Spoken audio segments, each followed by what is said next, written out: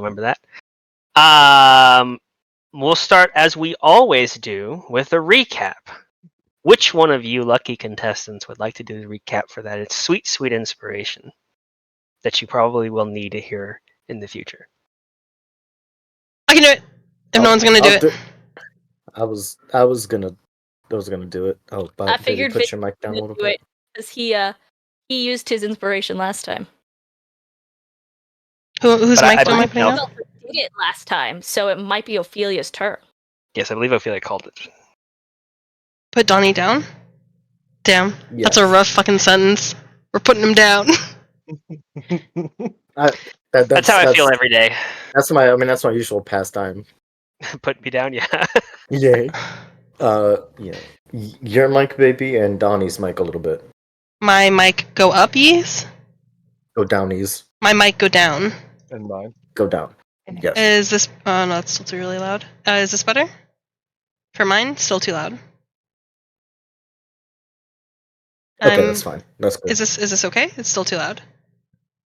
Am I still too loud? I'm like going schizophrenic over here. Give me a second. Oh, and mine? Yeah, just for testing purposes. Look, it's my Morgan Wallen sweet tea. Very nice. Oh, baby, is my mic good? Yeah. Your mic is good. Donnie, yes. Can you say something? Hello, everyone. It's me, Donnie, DM, here to run another game. He's too low now? Donnie up, Fifth edition. He's too low. Donnie up by a little bit. Okay, say again. Say something. Hello, it's I me, think that's better. Donnie, DM. It's good. Here to run another. Mac? Okay. In a lonely forest. You all begin your adventure. You do, Sir Ian McKellen. Can you guys... One second, Mac? Verily in view, a humble vaudevillain veteran cast vicariously as both victim and villain by the vicissitudes of fate. I liked. That was fucking solid. Our audio level looked good on my end. On stream end? Yeah. It was good. Steph? Shut up. Go somewhere west. She's way too low. Yeah. From the playground. Say something again.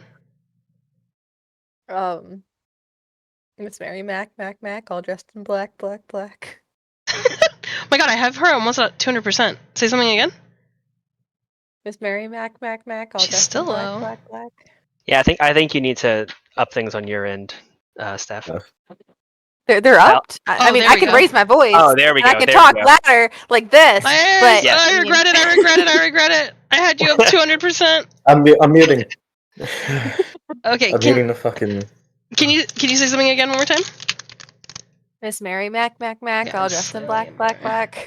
Okay, thank you. And then Dustin? The buttons. So anyways, Morgan Wallen sweet tea. Sponsored by. Just kidding, we're not sponsored it's by. Delicious. I wish. I'll see if I can reach out to Morgan Wallen.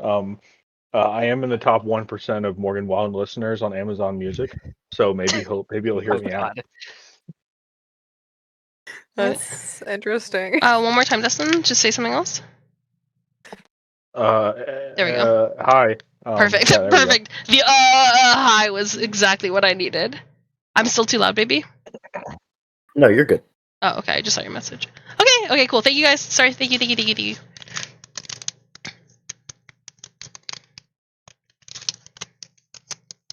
All right, so let's begin with the recap that Ophelia volunteered for. I totally remember. Like I'm like a really old lawnmower. I just need a couple of tugs, and then I'll take off. You all started inside of Ellie's home just before dinner. We started specifically with Varian, who was visiting the workshop. Varian visited the workshop. He made some friends, kind of.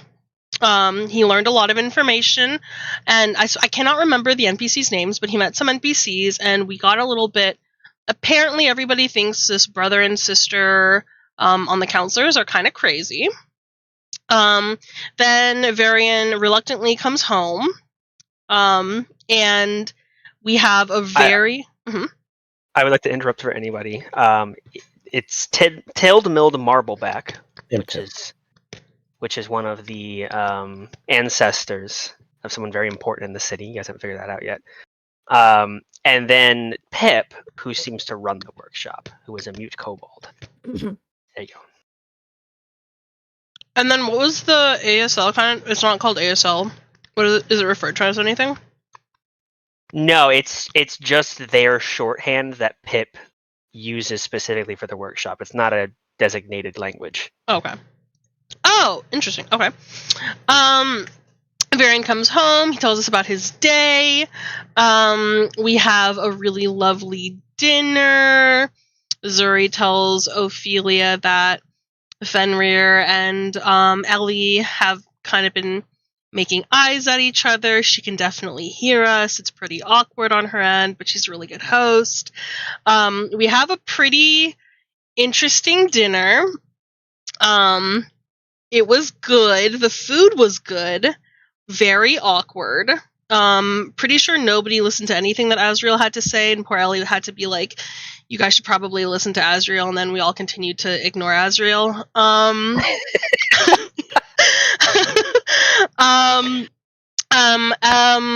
Slightly sometime after dinner, I think also Ophelia and Azriel did have a conversation. That was last week, right? They did have a conversation as well, a little bit. A little bit about how Azriel is a Boy Scout, found out that he's actually kind of just like a good guy. Strange, I know. The tattoos threw me for a loop. But yeah, he's kind of a Boy Scout. Oh, sorry, excuse me, Eagle Scout. And I thought the Eagle Scouts, like when I was in like middle school, I thought Eagle Scouts were like hot. I was like, oh my god, like like. Okay, anyway, so moving on. Yeah, and then some conversations were had. Fenrir and Ophelia have a really sweet moment where he's like, oh my god, I don't know how to flirt. It's been so long. I'm trying to get back on the saddle, or I'm trying to get back up on the wing. Am I right? Because Ellie's she's now out.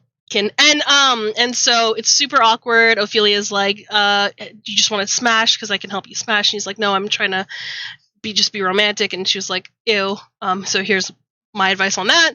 And then Ophelia and Varian have a nice moment about family and discussing why family is important. Zuri also helps Ophelia understand why Ophelia is important, or Ophelia, why family is important, and it's a good conversation. The next day we do things. We meet with the counselor. Oh no, Adalia. There's a lot of I. Yeah. Adalia, Adicia, Idal. It is Idal, right? Because Adalia is Idal. Okay. Yes. Idal. Okay. I've kind of realized how similar a lot of these names are, and I do apologize. It feels Not my intention. it feels intentional, a little bit. It's Yeah. not. It's not. That Idol's name came from a deep gnome name generator. I swear to God. Idal surprises us all by showing up super fucking early in the morning and is like, hey, so here's the thing, I kind of support you guys, but I can't support you out loud, politics and everything, but I'm rooting for you, so kind of good luck. And Zuri's like, but wait, it's dangerous to go alone, take this cookie. And we later see that it seems like Idal had discarded half of the cookie, which was pretty fucking rude because Zuri's grandma worked really hard on those. And then we decide to meet with a council where there's a lot of people being like, oh my god, there are rumors about people, outsiders that have traveled here. They portaled here. It's crazy. And like Azriel's like, we need to keep a low profile. Please, like, we need to just, sneakily make our way and just, not start a riot. And Ophelia's like, it's us, we're them, we're the people. And it causes a huge riot, yada yada. We ended up kind of separating at that point. Right? Because I think I can't remember. After that, didn't we? Because you guys go on to meet some guys. We separated in the conversation with Hockey. Okay. Am I missing anything important at the counselor's area? Was that when Fenrir said what he said, or was it after that? that was when he was like, "Hey, so we have idol support," and Fenton and Azrael was about to murder him right in the middle of the council chamber. And we rolled a nat 20 and a nat 1 simultaneously. That was so For beautiful. deception checks. I need to put that. And I mean, outside of getting hockey support and learning more on Sword and Shield, and then there I forgot the fucking coin. Was that his fucking name? The Aarakocra No, dude. There's the Counselor of Coin, Haki. beads on floor. Was it beads on floor? Beads. Coins. Beads. Beads Beads on on the toast. ground. Beads on toast. It's beads on the ground. Yes. Oh, I was On so the close. And the party splits a little bit. Ophelia is not feeling good, and Zuri decides to take her back. And the rest of the group, Varian, Azrael, and Fenrir, go on to meet with Swords on Shield. And what is the other counselor that you guys met with? Haki, right? It was Ranif and Haki. We got Ranif support. You mean Raref. Rarif. Whatever. Yeah. Bird people. Raref. Yeah. Whoa. We got Rarif support. Haki said Raref talked to all of you. Then you left. Right. Yeah. That's when Ophelia and Zuri split off. And then you went to talk to Swords on Shield, and then Haki. Yeah. And then you still need to talk to Aubrey and Idol. Idol. Well, you Yeah. had to make appearances. We have to talk to Idel. Maybe she has plans. Yeah. And Varian, and Azrael and Fenrir kind of got into it a little bit. And I feel like that's it. No, you're missing a part that you and I did. Ophelia and Zuri scampered off. We talked to a local that's totally going to keep our secret, not tell anybody that we're super secret people. And we're on our way to the community barge. Yes. Yes, that is where we left off, with Ophelia and Zuri heading to the community barge. Fenrir, Azrael, and Varian about to talk to the last two counselors before they go off to do what they wish to do. That was a very, very accurate recap. Woo! So go ahead and take your inspiration. Cool. Let me get the music going.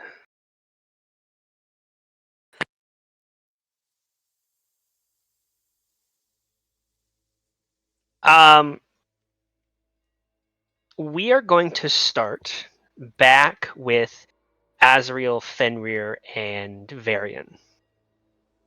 You were all still in the diplomat's ship, the large white painted vessel with a very fancy interior, red carpets, white walls, gold accents, that makes up the home and workplace of the council. You've already spoken to Raref, the Counselor of Expedition, Swords on Shields, the Counselor of Defense, and Haki, the Counselor of Coin.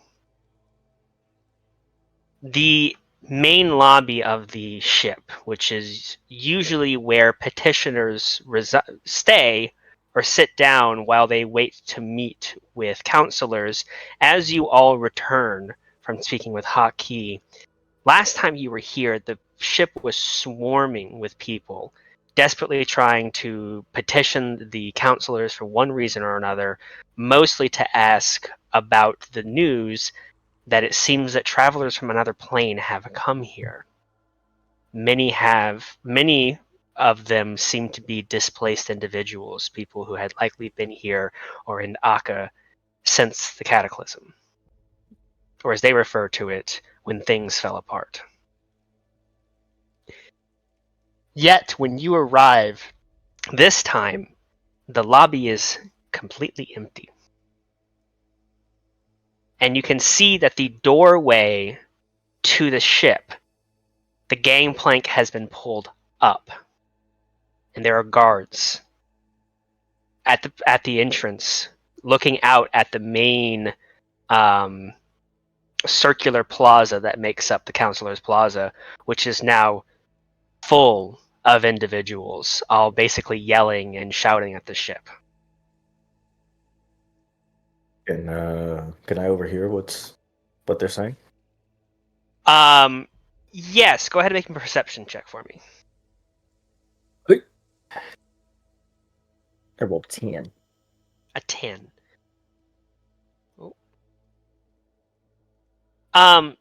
Listening to the crowd, there's so many of them yelling and shouting that it's hard to discern exactly what they're saying, but you can pick out bits and pieces here and there. It seems that some of them are yelling because they have a right to petition their counselors. They have a right to be here. Why aren't they answering questions? Why aren't they talking? Mhm. But it's very clear that they cleared this ship for security purposes because there are a lot of people out there. Okay. Just to clarify, we went into the counselor's office and it was full. Then we come out and it's like empty in here. Yeah, you had been talking to Hotkey for about 15, 20 minutes, so it's not unreasonable that they cleared the place out during that time. Okay.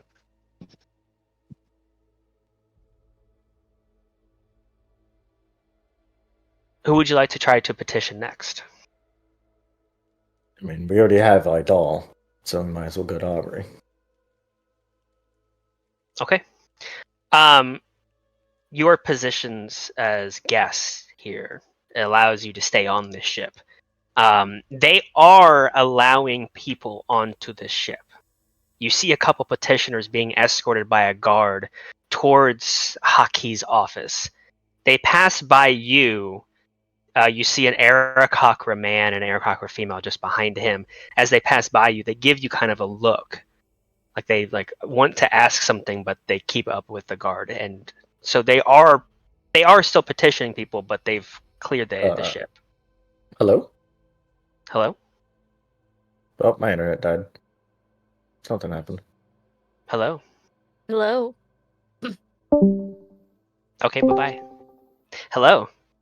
That was awkward. We could hear you. I heard Donnie stop talking, and he's just kind of like in a weird position, and then everyone wasn't moving. That was very confusing. Yeah. I'm sorry about that. I've noticed that too with my webcam and Discord. It sometimes has micro freezes where it freezes for like 3 to 5 seconds. Yeah, but I couldn't hear anything. No, it's same. That's what I'm saying. Yeah, Like everything wow. just freezes. Yeah, that's weird. As But- the guards, Oh, go ahead. I was saying, as the guards were walking by escorting the Aarakocras, can I like hold up a hand and ask? I'm gonna hold up my hand and ask them, why did you clear off the ship? The guard who's escorting the two will pause for a moment and turn to you, for security purposes. And he just continues walking without any further explanation.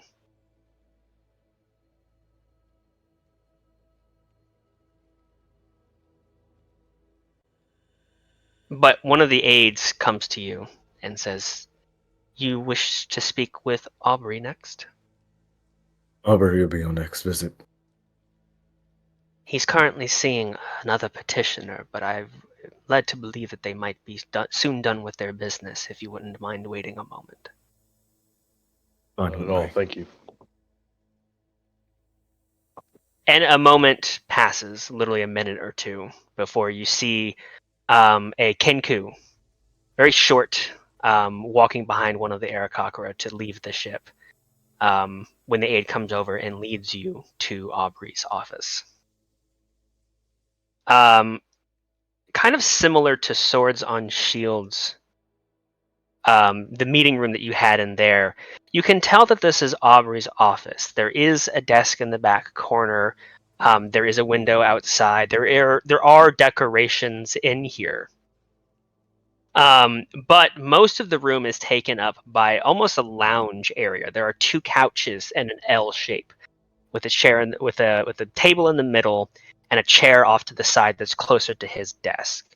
It seems to be able to hold a lot more people in here at once to communicate. When you come in, he's already sitting in the chair. He seems to have a small drink in his hand. You can see a little steam coming off the top of it.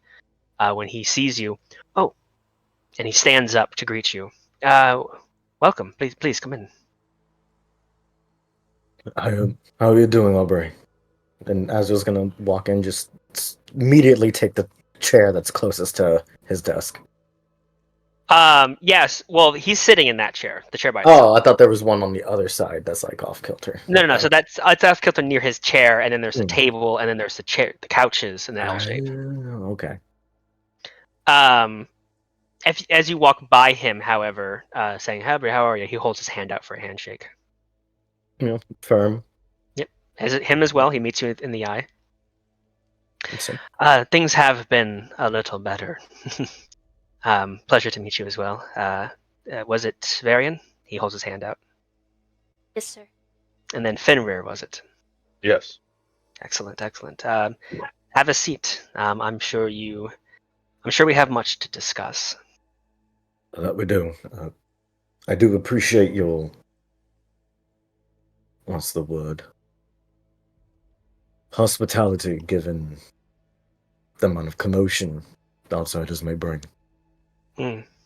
My dad always said you can judge a person's character by how they treat guests. I think that's no different for a civilization.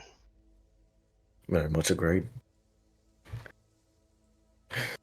Now, Aubrey, I'm sure you understand why we're here. I have a hunch, but I'd rather hear it from you. Well, as Varian stated before in our original meeting when Evan was there, we are from Nexus. Unfortunately, the circumstances for us are different compared to your people. Our people are starving. Yes. And we are in need of aid. However, the crystals that are within the vault in the palace are much needed, so we can reconnect all these planes together. And it's our main directive. We can't go home until we get them. Neither can I, it seems. You know what? I assumed you weren't from here. No. I'm from the material plane, originally. Avadusk? No, a small town. I'm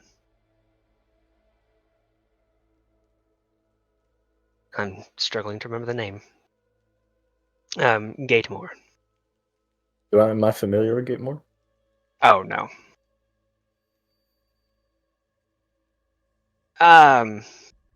I was in Akka on business when things fell apart.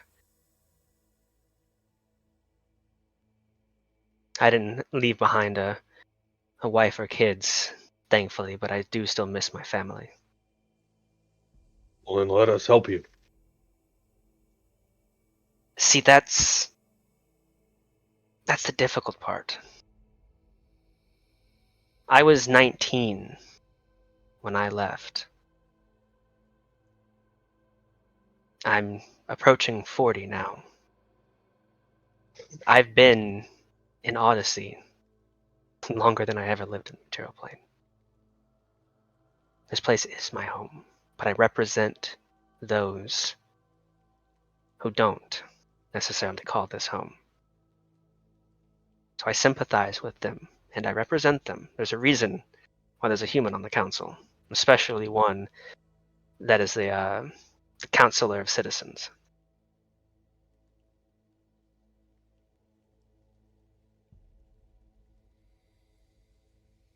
We aren't too different. Oh, sorry. No, go ahead. We aren't too different getting split from family. See, I'm not originally from Nexus, I'm actually from Evernight. I was 10 when, at least, the Cataclysm or when things fell apart. You call it the Cataclysm. Yes. It's a much catchier name than what we came up with. You know, ours sounds more apocalyptic, yours sounds more doomsday. A lot of people I suppose here try to forget. It's hard to. Yes, it does.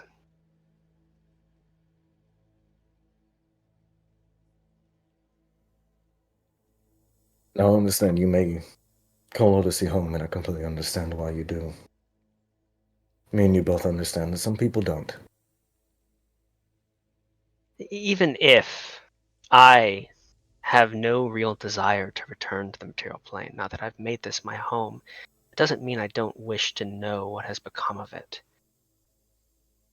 Doesn't mean that there are people out there right now who we had to push off this barge who would not sacrifice their lives in an attempt to return. Counselors, as myself, may have a more rational mind to this problem. But that doesn't mean we don't understand your desire nor the desires of our citizens. Does that mean we can count on your support? It means that have you ever heard of the concept, the burden of command? I have.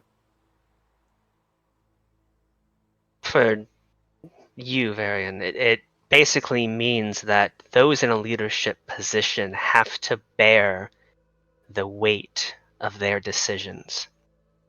It's very often used in a military concept. A squad leader or a general orders his men to attack a position and they all die. That's on him. That was his choice to make. That was his decision that led to their deaths. I have no doubt that that concept weighs heavily on the counselors here, because I know it weighs heavily on me. As Aubrey's like describing to Varian like the concept of burden of command, like, Azrael's face is just kind of going from like, kind of jovial, having a good conversation to just stone cold, just kind of staring off into the distance. Seems to just be like lost in his own mind.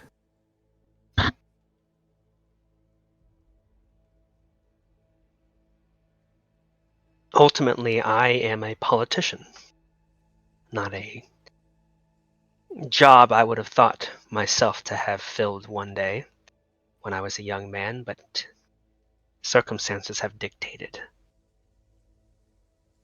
I'm sure there are much more capable people that could be in this position, but I find myself here. And so, as such, I am dictated by the will of the people. I was elected to this position.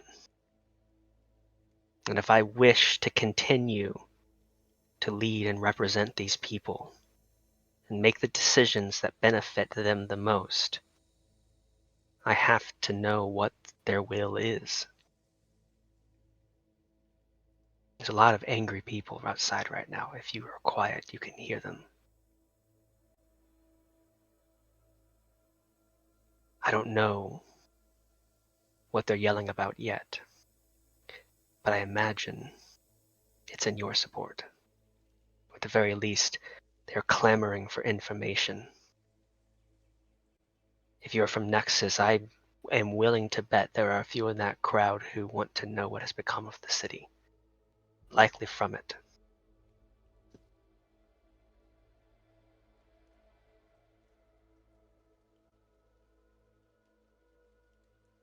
I don't know if any of the other counselors have mentioned this, but it is something that is on my mind.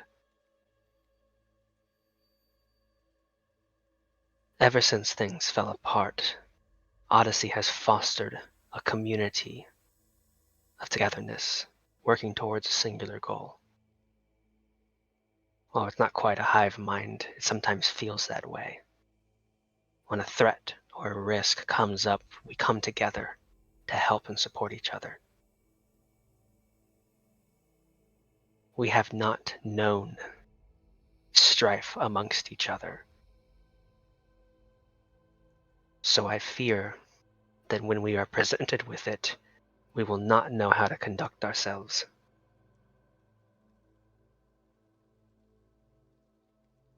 I fear a civil war if things are not handled carefully.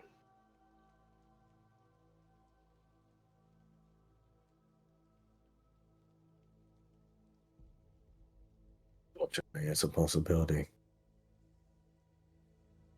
I can assure you, at least from my standpoint and from my people, we're not going to stoke a revolution of any sort. No, If I it don't be- think that's your intention. Of course.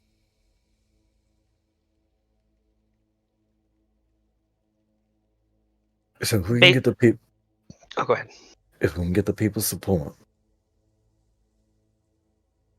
and volunteers, those who want to rally with us, to take back Akka and aid us in getting these gems, would you support us? The point of all of this was to say basically one thing.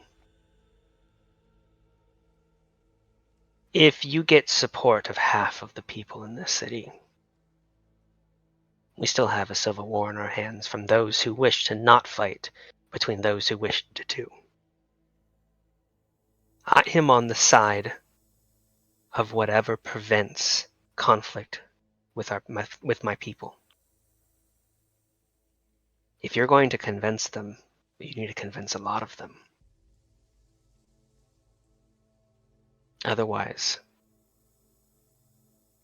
I'm going to support the side that prevents that conflict.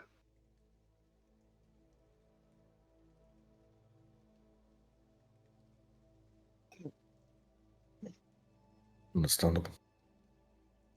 I have a lot of weight as Councilor of Citizens. I am, by other people's admittance, one of the more popular ones on the council. And I can see why. I know my voice has weight. I don't mind tipping the scales, should it come to that. But I will not back a lost cause just to start a fight. No point in starting a losing war. They're starting a civil war. Fair. I have failed to explain that we may have a way of closing the portal. I would certainly hope so, considering. I wouldn't be advocating to go if that wasn't the case.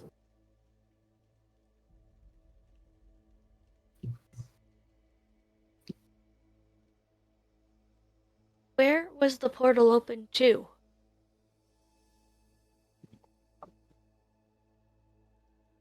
It was To a good my point. knowledge, it's one of many portals. I don't know where exactly, but Akka, the plaza in front of the palace, was sort of the hub and the epicenter of these portals. The leadership, the royal family, wanted people when they arrived to see the most grandiose and splendid part of the city first. To my knowledge, It just keeps doing it. to my knowledge, it's either one or two portals that are still open. I don't know which plane of existence these portals went to, just that they are still open. My understanding is a deep ethereal.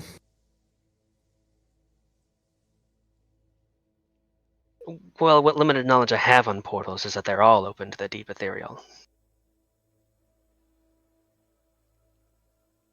More or less that one of the portals is connected to, say, for example, the material plane. That's how the portals worked. I imagine there was a similar setup at Nexus. And what you would say?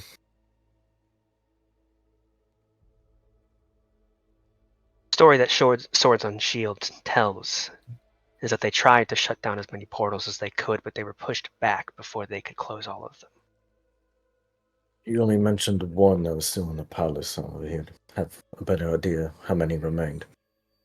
If there's anyone on this entire city that knows the status of those portals, it's going to be him. He's the only one of us who's ever seen him up close and lived.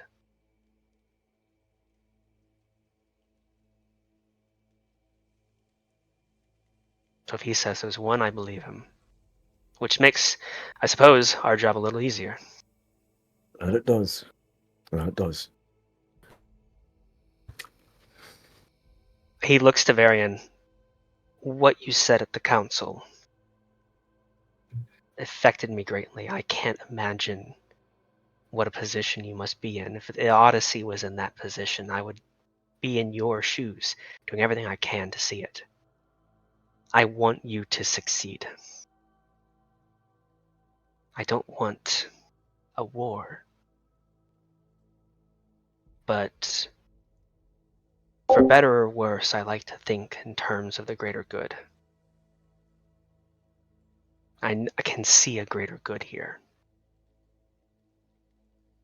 But I can also see things falling apart worse than they already are for both of us, if this isn't handled carefully.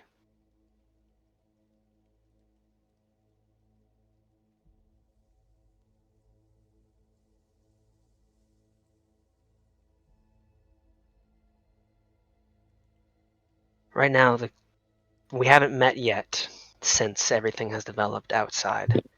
I'm sure we're going to be debating at length about what to tell the people. I ask that you please, for now, as much as it may pain you, don't say anything. Don't mention anything. One wrong statement, one wrong question answered, and we could have a revolution or a riot.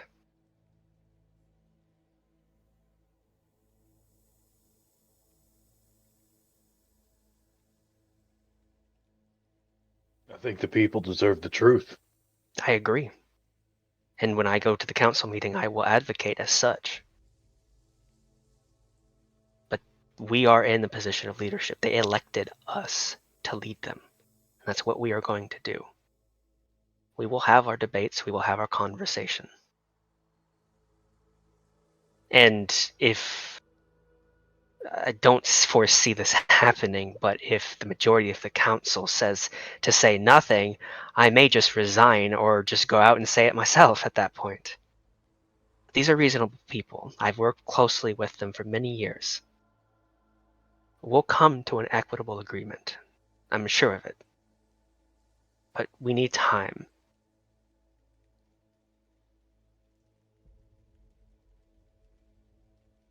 Our people don't have the luxury of time. I'm sorry, I lagged out. What'd you say? Our people don't have the luxury of time.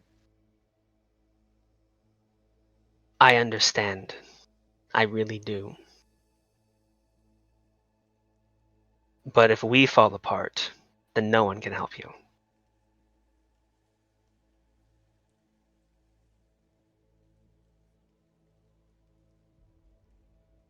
I'm on your side. I am. I'm sure there are many, like I said, many out there who would march into Aqua without a second thought if they thought it meant they could return home.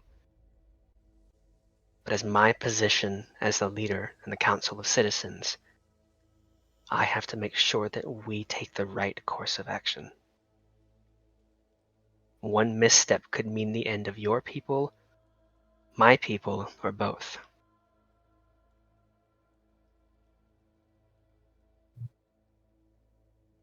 Rally the people around the cause without causing a civil war. If I there's no I support. fear it. I don't know if it will ever come to that, but I fear it. Of course. I don't want to start a riot within your home. I would appreciate that.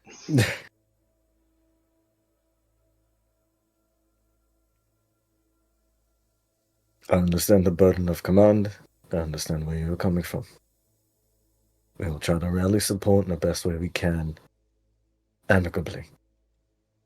I greatly appreciate that. Let the council today. We have a meeting around noon, or around lunchtime. He wouldn't say noon. Around lunchtime. I guarantee you this will be coming up. Once that conversation is done, we will come out of there with a course of action, and we will let you know. But in the meantime, if you could keep it quiet. Understood.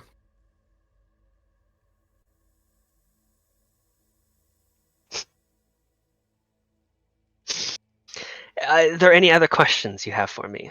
I have 1,000, but that can wait for another time.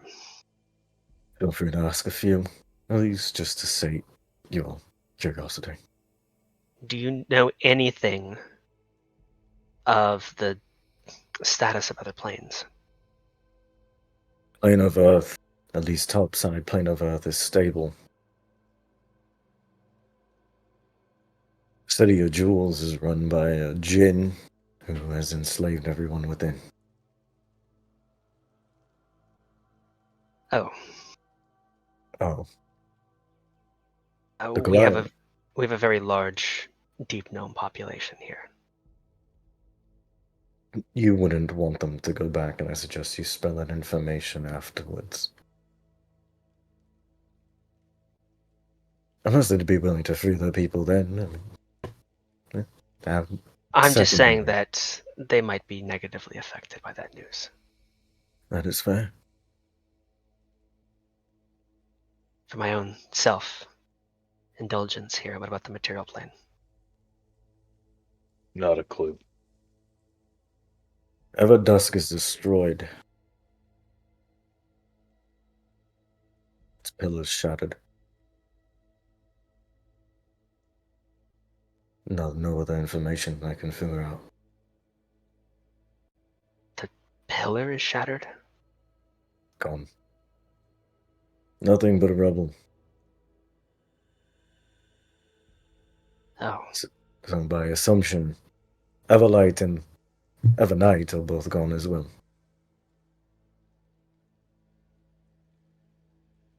I'll inform the council, but I know a lot of people are going to be very upset by that news. I was very upset by that news.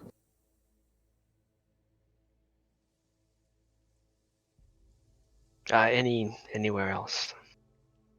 That's all I know. All right. I don't have any further questions. At least not right now. What we can on our end. We'll try to keep it undercover the best we can. I find not talking one of the easiest things to do. You see, I'm a talker, though. I like to tell people things. I can tell. You are in the presence of such one. We'll try our best, Aubrey. I would appreciate it.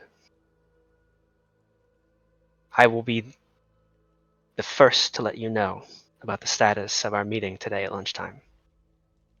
All right. It was a... What's that? Only other person we have to speak to is Idol. All right. I didn't mean to cut you off. What were you going to say? I was going to say it was a pleasure speaking with all of you. Even if young Varian here had little to say. He speaks up when he has something to say. Got some balls on this kid. Well, again, I wish you the better part of the day. I will see you later, for better or worse. Yeah. He gets up, goes to the door and opens it and kind of holds it open for you. Shakes your guys' hands on the way out. Good luck. And he...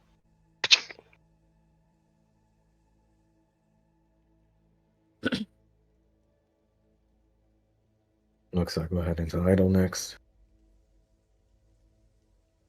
At least that one's not gonna piss me off as much. Let me ask you something, mate. You seem to have this moral high ground. Moral high ground. If there's anything that I've learned on the plane of air, it's that I can't stand politicians. Every single one of them. I sympathize with you. I support you, but I can do nothing. Well, let's break it down into a situation where you're in their shoes, right? Some outsiders come to your home and say, "Hey, we need help." Then we help them. No. Stop talking and listen for once, and maybe you'll learn something. We need your help. And we understand you have power, however, we may need to, let's say, recruit your daughter to come fight with us. Would you be so ripping and roaring and ready to help them? That Huh? I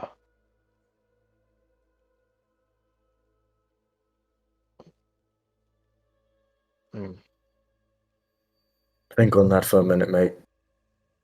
How are you doing, Varian?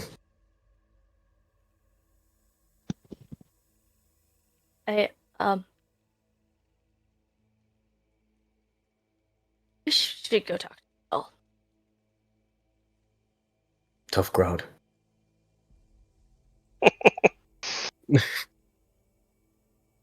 Varian looks like sick, for the record. He has been pale since our earlier meeting. His hands are shaking a little. He does not look good. Yeah. Yeah, that's why he's kind of poking at you to try and see if you'd say something. To just, like, through your face right now.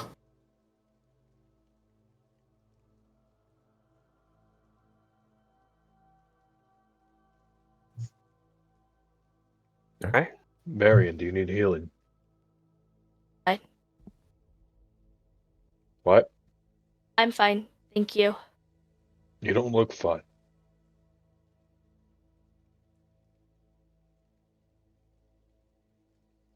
Yup. You don't sound fine either. Nope. So what's going on?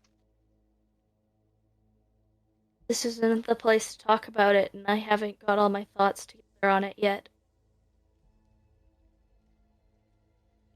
You're among friends? We're in the middle of a council chamber. Councilship isn't the right place to have this conversation.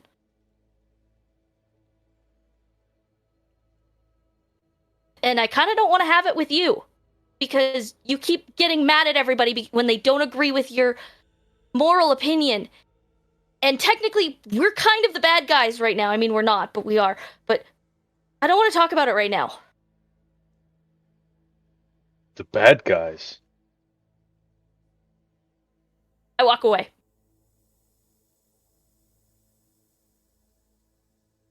Gotten into him. I was just gonna shrug and just walk with Aaron.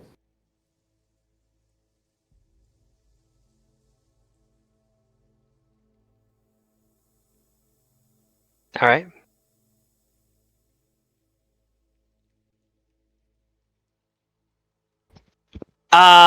You all, the three of you, can return to. Okay. Sorry. The three of you can return to the main area on the diplomatic ship, waiting for your turn to speak to Idol. As this is occurring, there is something else occurring at the same time. As Ophelia and Zuri are heading to the community barge.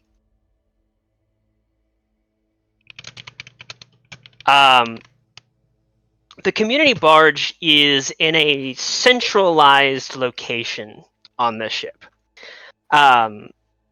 It's half bar, half meeting area, half relaxation area. Restaurant, kind of just a catch-all for a place where people can come together to spend time together. It's a very flat ship. It's very reminiscent of the kind of vessels that the workshop is atop, where there is simply a single one-story structure atop this flat barge where you can see people walking around the edges. There seems to be outdoor eating area. There's an interior area, and you can just faintly hear music coming from the inside. Um, as you approach the vessel, I have been requested to play this song. Oh no. Is it gonna mess up your stream again I though? won't be able to hear it, so if you can describe what it is. It's Mr. Blue Sky from Guardians of the Galaxy, but medieval version. Nice. Yeah.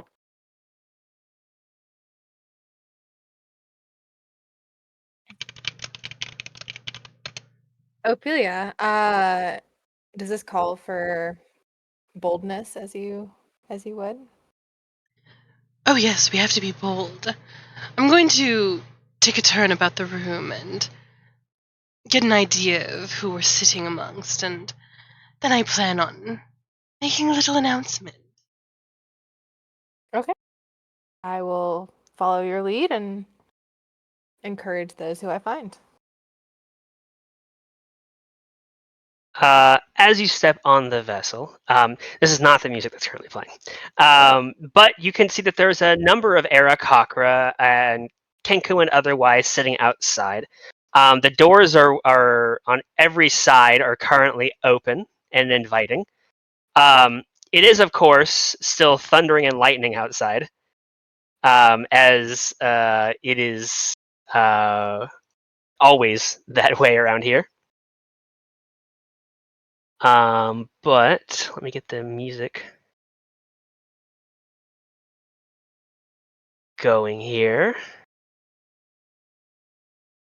I don't know where my stuff went. Oh yeah, because I restarted. That's why.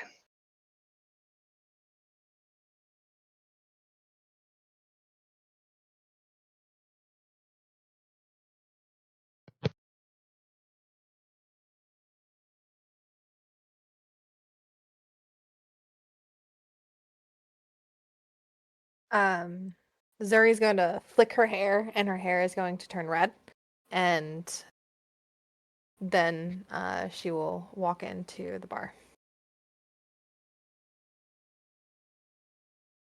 Okay. Yeah, I'm gonna say Uh, Ophelia. at- Oh, sorry. Go ahead. Oh, go ahead.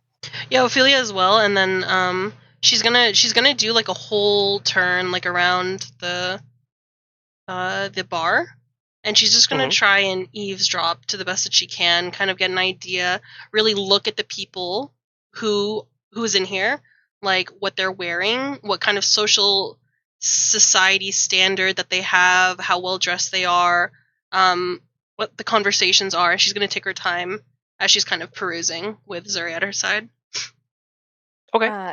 As they're walking around, anyone that makes eye contact with Zuri, if they have like a flirtatious look, Zuri is going to make like a wink at them, to grab their attention and have that kind of like I will dominate your soul, but in a flirty way. Okay. So, as the two of you step inside of the interior here, couple things you notice as you scan. One is that it's rather simple. It doesn't seem to be too much of like it's not like a restaurant establishment. It doesn't seem. It's just a large open room with currently tables and chairs set up to allow people to sit down and drink and enjoy some food. And the air is alight with conversation, and the sound with what seems to be a bit of music coming from a band on top of a small stand over here. There's a drummer, there's a celloist, and there's a violinist, as well as a flute player. Funnily enough, the flute player is the only non-Aarakocra over there. They're currently playing a small tune to kind of lighten the environment for a little entertainment. But you can see from scratches on the floor and the way that the furniture looks that it's very likely often that they will clear out the interior here for some other event. This is just basically a large shared space. As the two of you step in, there's a few people that turn to see who's entering. Nobody really gives you any second glance, no flirtatious looks. One Aarakocra here, who looks at you all, seems absolutely sloshed. You can just tell by the way he's holding himself that as he looks, he's just kind of swaying and his eyes are half lidded. One other thing jumps out at you. You recognize someone here. Sitting at a table, not too far from the entrance. They don't notice you, but you definitely notice them. It's Dabden. Dabden! Sitting with two other Aarakocra with a drink in front of him as well.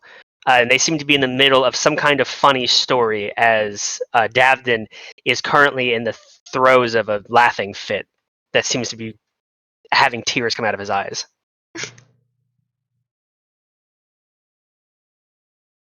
Can we approach him?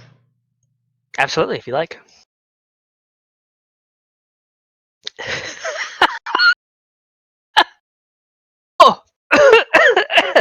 Oh! Oh! Hey everyone, it's the travelers. Ophelia. Sarah. Sorry, yes. Sarah and Suri, right? Zuri, but yes. Zuri, right. Was it Zara? Just Sarah. Sarah. Oh, Sarah. Okay, I see now.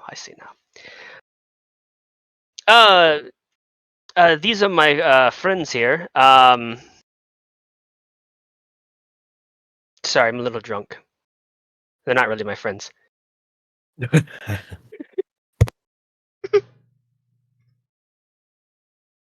They are the ones who say, rock, and the other one says hif.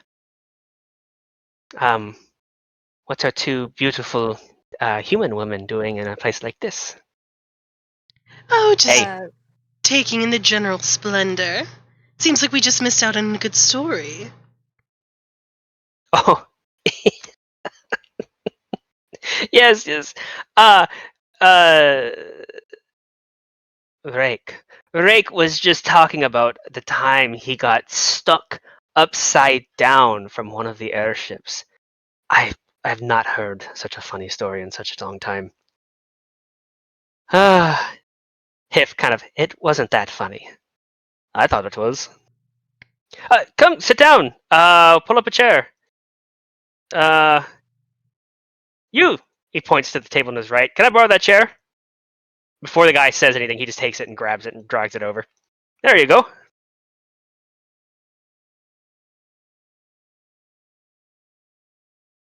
Zuri will sit down. Thank you so much. You lovely gentlemen seem like you're having a wonderful time. I would love to hear, and she looks at the guy, Rock, who is upside down, how your such a strong man was able to escape from being upside down. Be careful. I'm married. Oh, I'm not. Hif says as he leans in. Oh, I mean no disrespect. I just want to know how you were able to overcome such things. And she like looks to, you said his name's Hif? Yeah. She looks to Hif and she's like, well, maybe you were some help for your companion or your friend over here to get him down. I can see you're a very svelte looking young man as well. Well, you're quite divine yourself. I mean, quite literally. I've only seen that kind of look in the healer's hut. Oh, I just happen to be a healer. No way. You're kidding. Way. That's so fascinating how you help people. Isn't it though? They come to me, they are just like, I need healing, I'm dying, and I'm like, oh, let me help you. How can I do that? Well, it's a very noble profession to sacrifice so much just for the benefit of others. It definitely takes a huge heart to be able to give life back to somebody who may be on the verge of death.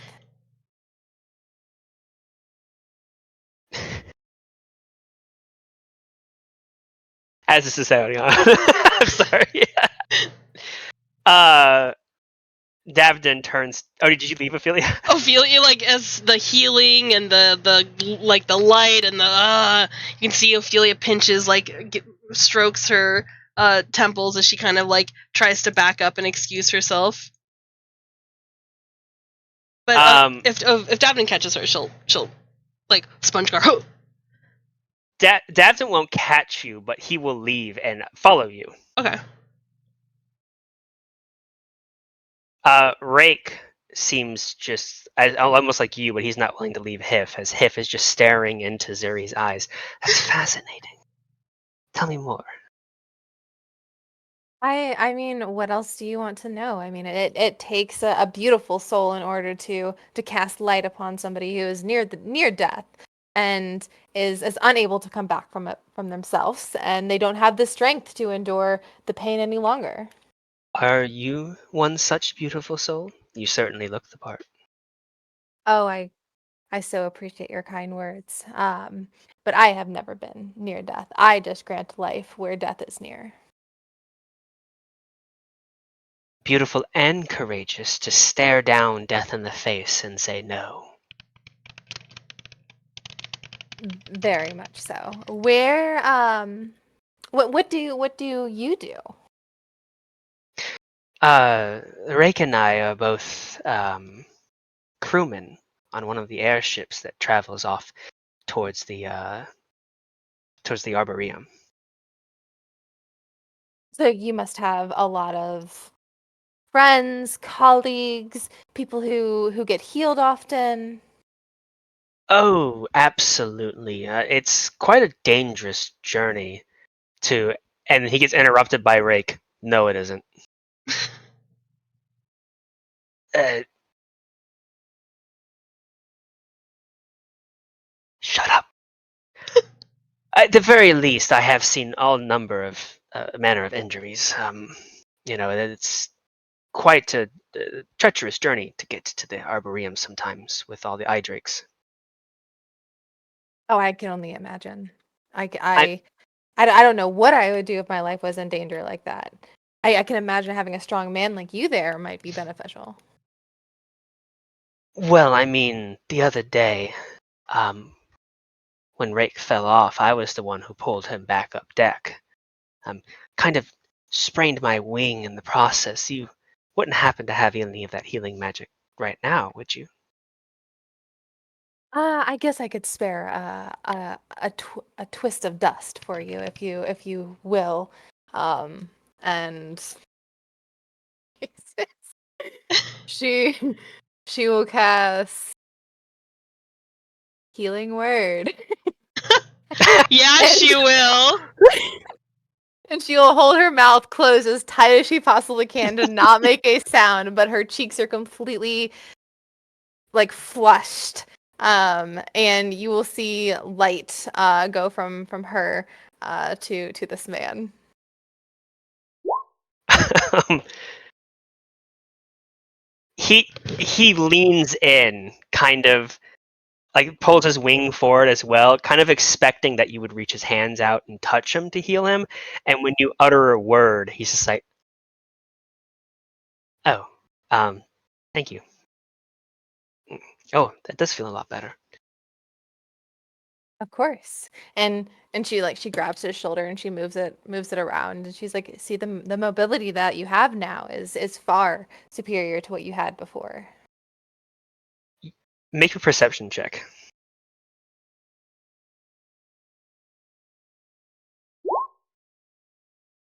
An 8. Okay. As you touch his shoulder, he kind of leans into it a little bit and just. Yes, I can feel the mobility coming back. Thank you. As the two of you continue to flirt, we will go over to Ophelia. What are you doing, Ophelia? Don't need to be worried about them. I mean, he can't impregnate her, right? I mean, that cross species can't work. Our eggs are on the inside, right? You know that he knows that, right? I don't think he's interested in impregnating her. She doesn't need to. Listen, I need her. Getting knocked up would be very, very. It wouldn't work for me right now. I just need to make sure that she can't get nested. No nesting. Nesting is out of the question. OUT. Postponed. Okay. I don't even know him. Oh.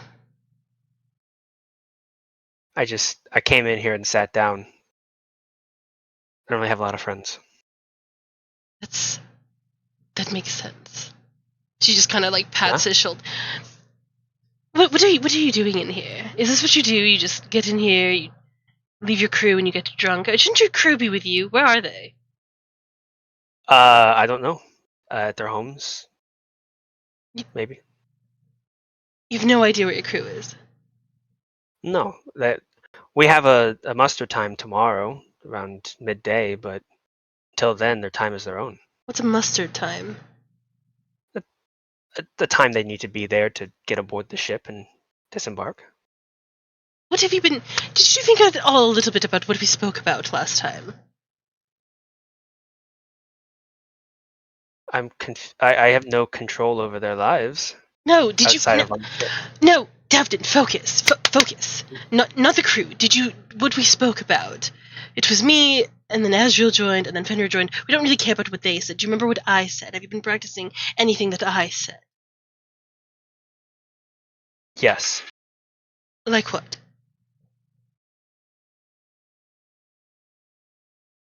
Making friends? No, Davden. And she like pinches the bridge of her nose. No. I'm sorry, I forgot. Confidence, earning their loyalty. You can use fear. Right. How's that been going? Well, I did yell at someone. Okay. They were improperly loading one of our supplies, and I said, "Hey, you! Correct that now!" And then he did. Is that how you said it, Davden?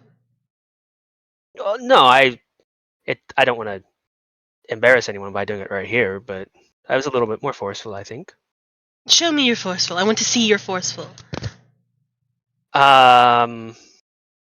He looks around, just standing in the middle of the area. Okay, hey, you! And the music stops, and everyone kind of looks. Sorry. Just we're fine. It's good. I asked him to yell at me. Yeah. The music continues, kind of like that. Okay, not bad. And they did what I said. So that's good. And when they see you around now, ever since you yelled at them like that, do they make eye contact with you, or do they turn their gaze downwards? Well, we make eye contact. I usually say hi when I see my crewmates out in the city. Don't they approach you? They salute you. You don't say hi when you're out and about. That's something that they do to you. Oh, okay. But what if I want to say hi?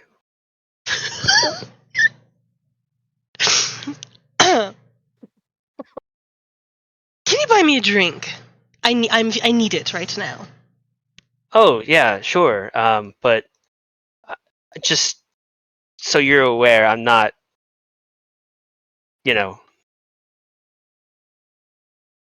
looking to impregnate you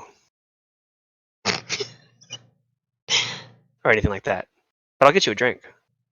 I appreciate it, Devin. Thank you. He goes over to the bar. You see him kind of talk to the bartender.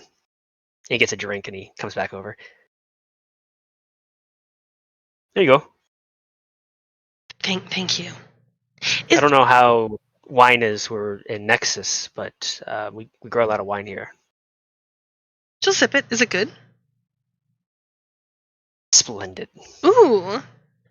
Oh, I love this. This is great.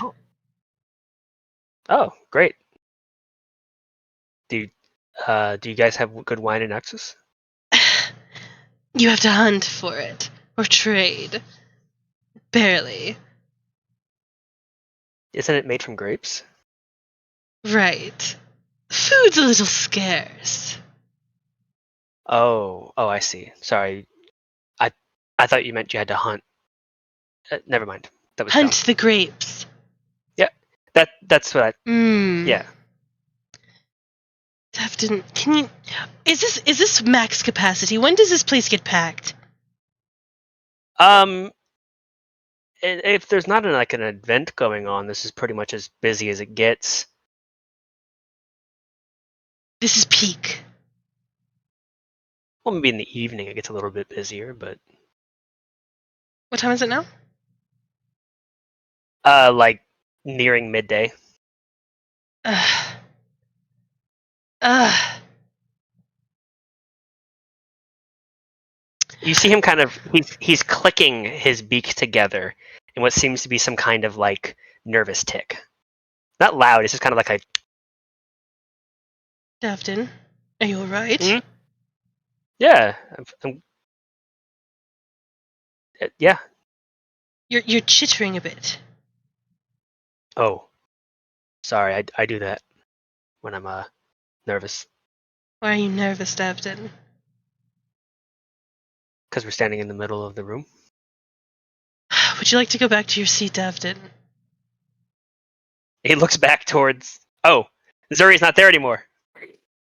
No, actually, I'm nervous, but I'm having fun talking to you.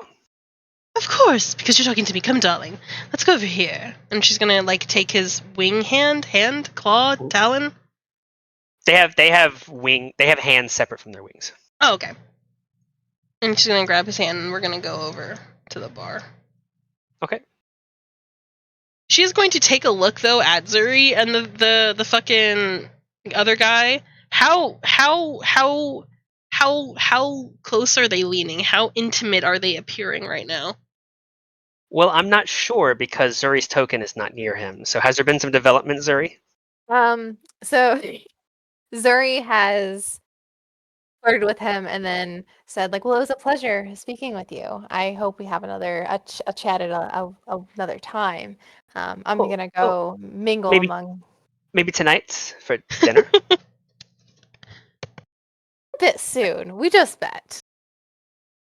Oh well. Right. Sorry. Will I see you again? She's gonna wink and then walk away. And he swoons. Yeah, you walk away and you're walking over to another guy. And she's going to repeat the same thing. You see you can tell he's a little on the older side. Some of the feathers around his eyes are white rather than colored in. And he's sitting alone drinking. Wait, maybe she's not gonna repeat the same thing. I'm gonna change that tactic. But yeah, he's sitting alone drinking a wine. He doesn't seem to be doing anything other than just kind of staring off into space with a cup in his hand. Do you mind if I sit here?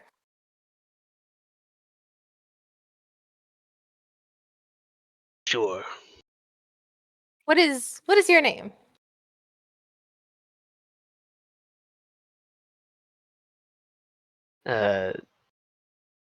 Okay. Nice to meet you, Uka. I'm Zuri. I'm a cleric healer. All right. Did you do anything exciting today?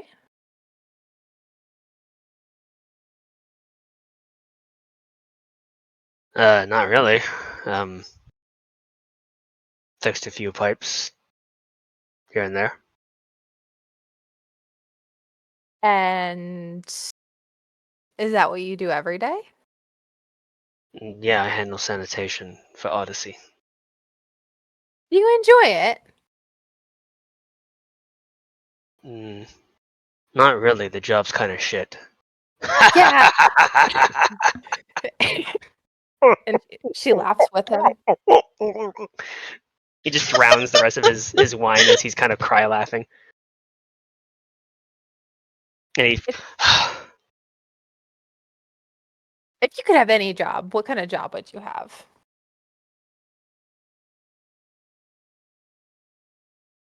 I've never really thought of that. Maybe I'll ask the question slightly different. If you could do anything, what would you do?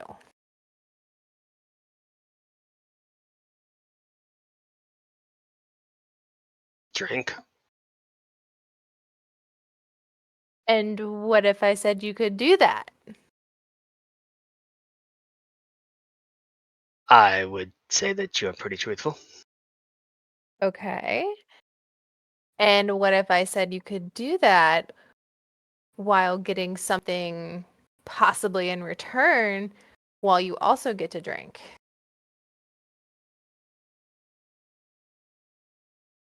Are you propositioning me? No. I'm just seeing where this conversation could go. Okay. I don't know. My dad did sanitation in Akka. I did sanitation in Akka. I had the most knowledge when Odyssey and everything fell apart. So that's what I've been doing. I clean shit pipes all day and then I come here and drink. What was Odyssey like back then? Back then it was just a single ship. It was the big white one. Oh, the fancy one. Mm. Do you Bunch of miss rich folk with the first off of Akka, and then everyone kind of crowded around them. what was the city called? Like the Earth, like the air city. Akka. No, the other one, the one that we landed in. Odyssey. Odyssey.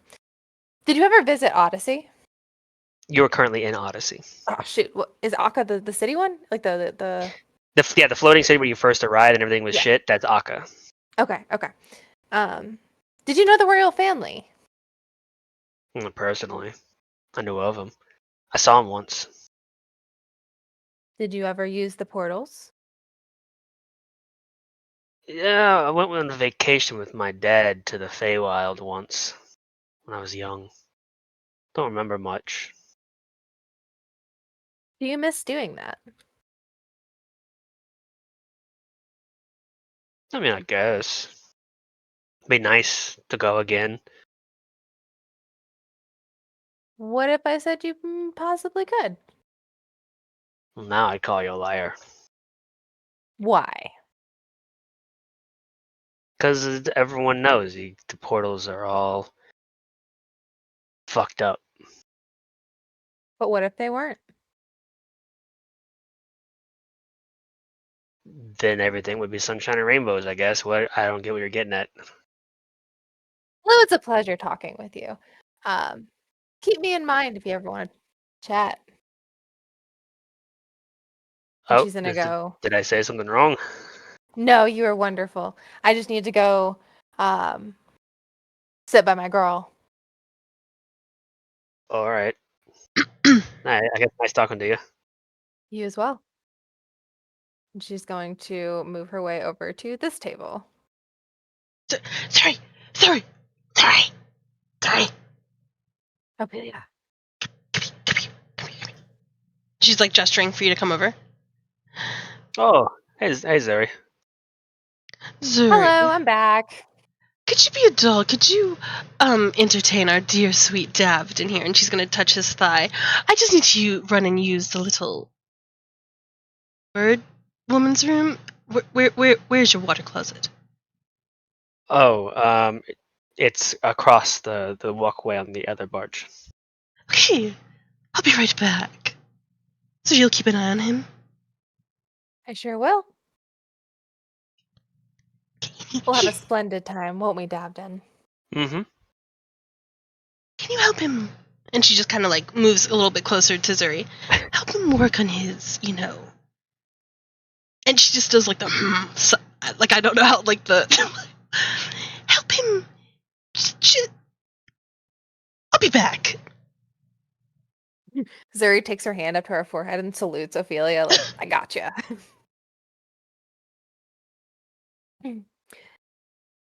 As Dabden. Oh, sorry, God. no, go ahead. No, go ahead. Well, as Ophelia leaves, Dabden would turn to you. She was worried you were gonna nest.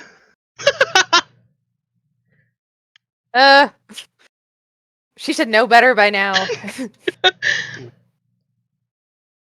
Do There's do not a humans man nest? alive. No, we don't nest, but we cradle, if you will. No, okay. Slightly the same, just different. Does it involve impregnation? Later down the line, after a ring has been put on the finger, Oh, what does a ring have to do with that?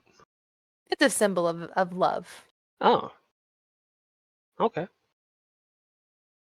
You give a woman a ring, and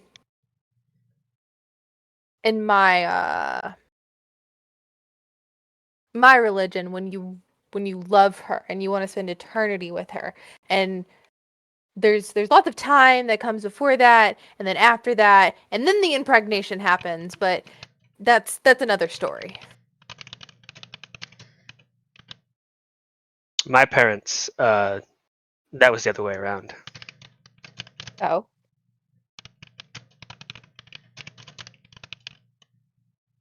That the Shit. Anyway, Ophelia thinks that you need a little. I shouldn't say Ophelia. I think we should work on your commander skills. Yeah, Sarah keeps saying that I should be mean to people. You should command respect. Do you know what Well, that's like? I mean, yeah, I've seen it around, but I don't get what I'm not doing differently. Do you want a demonstration? Sure. Zuri's hair is going to turn like fire red, and she's going to grab Dabden by like the front feathers and pull him toward her. You fucking scum. Go back to where you came from and do what I said. And like looks dead in his eyes. Like with death.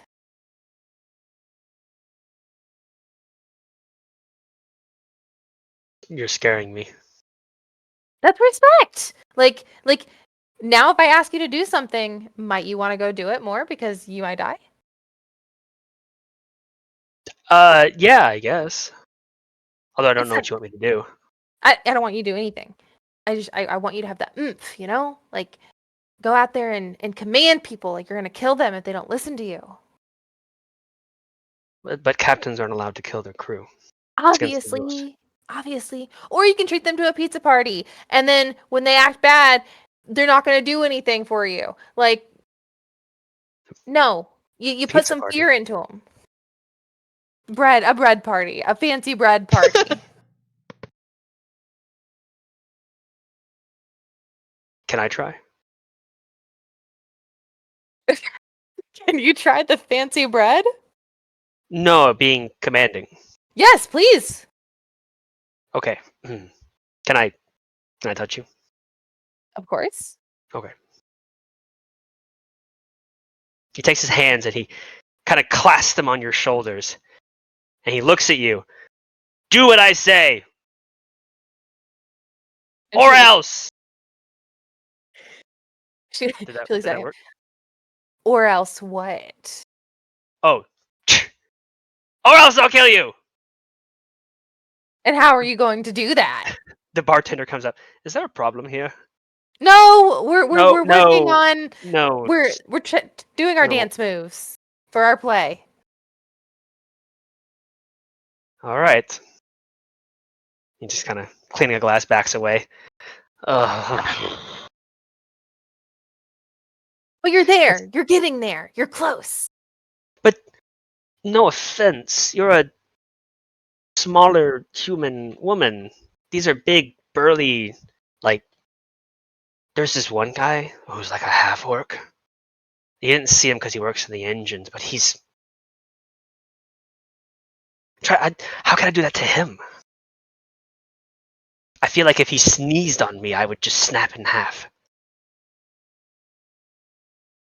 You need to conjure all the anger, frustration, and courage that you have in the pit of your stomach and put it in your throat and make it to where no matter what, until you disengage from that conversation, you've gotten what you want out of it. It does not go away. Okay. How do I practice that?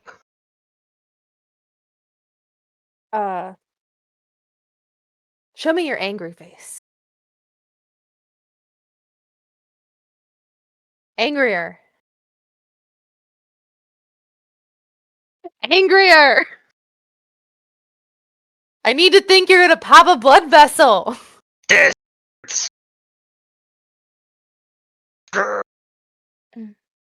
Is there a problem here? The bartender comes up again. No,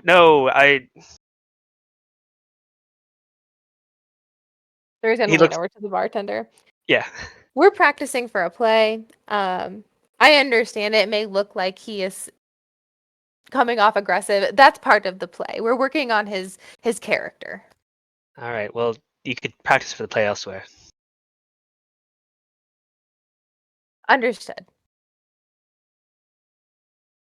This is every time I'm angry, it seems to go wrong. Same thing happens on the vessel. Like I tell people, I'm like, hey, do what you're supposed to, and they only seem to get like mad at me. Okay. Do you what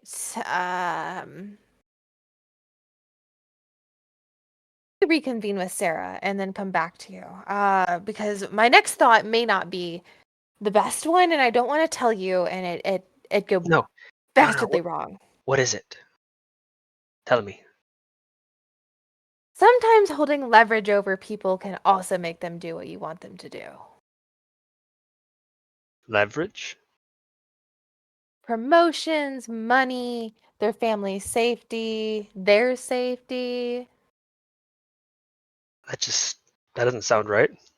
It's a manipulation tactic to its fullest extent. However, when it comes to also getting something out of the deal, like they get extra food or they get a warm blanket or something else that they want, who knows?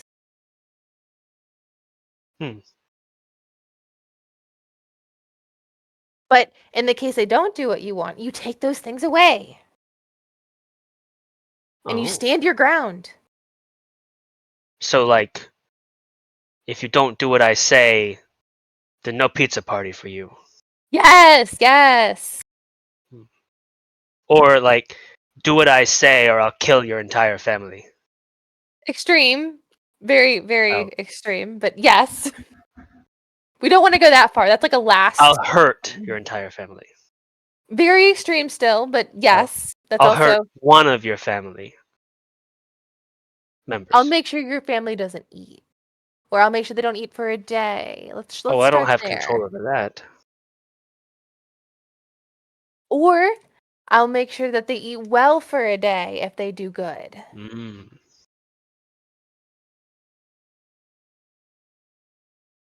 You know, this is the longest conversation I've had with someone in a long time. People don't like to hang out with me. You're a fun guy. Really?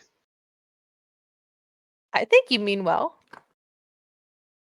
I think you and Fenrir would get along just splendid, to be honest. Fenrir's the The muscly red, paladin the guy. red and gold. Oh, is that the short? No, the other one, the tall, muscly. Oh, yeah. He looks scary. Sometimes he is. Hey, maybe he could help. Maybe he could. See, I'm thinking. I'm putting two claws together. That's where it starts, baby. Oh. Well, I was hoping you'd call me something nicer than baby, but it's a start. Handsome bird fellow? Handsome Erd. Handsome Erd. You're a handsome bird. Oh, I see what you did there.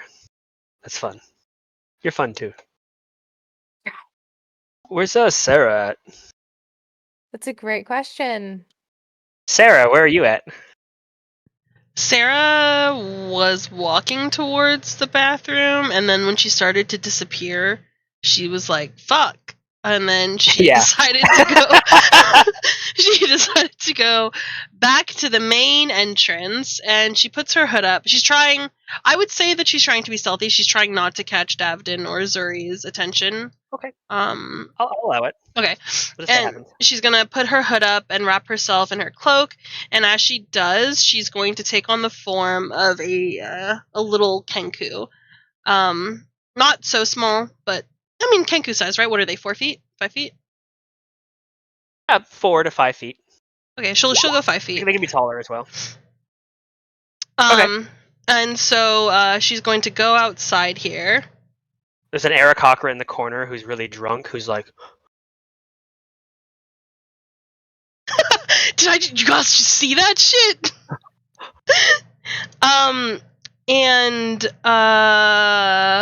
She is going to, like, this is still a bar, but it's outside of this room, right? That's my understanding. Yeah. Okay. Who are these people right here? 'Cause how far can I go? Yeah, not that far. Most of them are Aarakocra. Okay, she's going to approach them, and she's going to say, Brimmer, heard, party, Nexus, announcement here, 1 hour. Little Timmy fell down a well, one of them says. No, rumor, heard, rumor, Nexus, All right. party, here, 1 hour. What's Nexus? I think the little one's talking about the travelers that showed up. Yes. Oh. Yes. They're gonna be here? 1 hour. 1 hour. 1 hour. All right. Well, I'm not going anywhere. Do you have anywhere to go? No, I don't have anywhere to go. All right, we'll be here. She fucking rolls her eyes. Goes to the table. Are you wanting to go around and spread this rumor? Yes. Make me a charisma check. Okay. Just click on charisma, just straight charisma. Yeah, you can do persuasion as well. That's fine.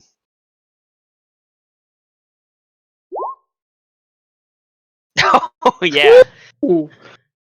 By the time you're done, there is not a single person in this establishment who is not aware that rumor party Nexus 1 hour. Perfect.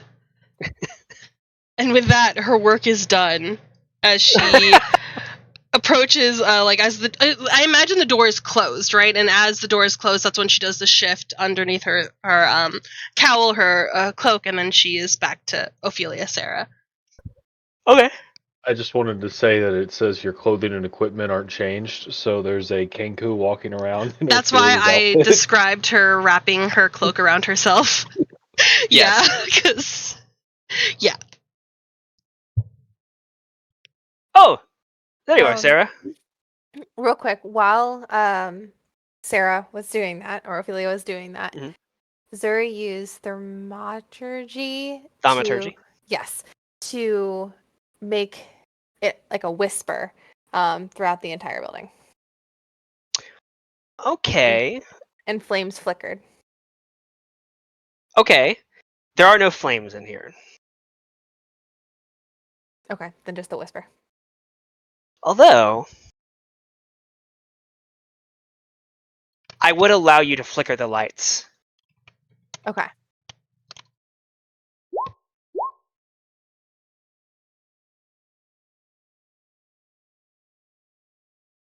So just atoms, what she was saying. Yeah. What are you whispering? Well, I mean, what was Sarah was whispering. I was just booming the noise from Sarah Oh, okay, I see. around. would you have heard it though? Because she went to the Um, next I room. don't even think you're aware that she was doing anything because she's won a Kenku and Oh shit! Yeah. being Okay. stealthy. No, never mind. Never mind. I take that away. Sugar. Okay. It's cool. It's Okay. cool. I like what you were putting down.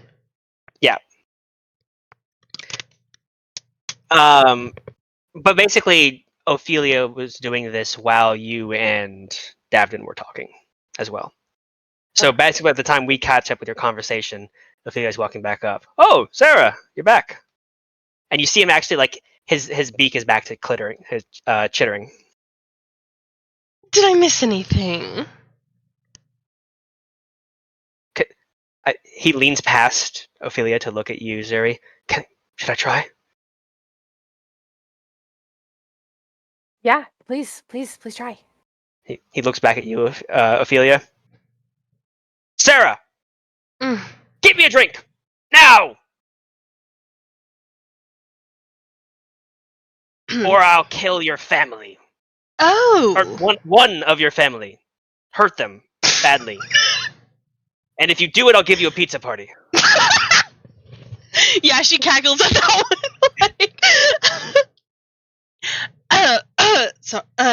She kind of wipes her mouth from some spit as she laughed so hard. Davden, Did that work? why don't we go a different way? You don't need to threaten somebody. You don't need to. Sorry, No, you're good. I'm recovering from my own lunacy. Give me a second. If you do, I'll throw you a pizza party. Can you imagine that's your captain? He's a brilliant pilot. But he has a lot to learn about leadership.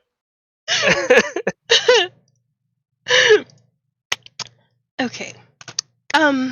Well, that was something. Did it work? No.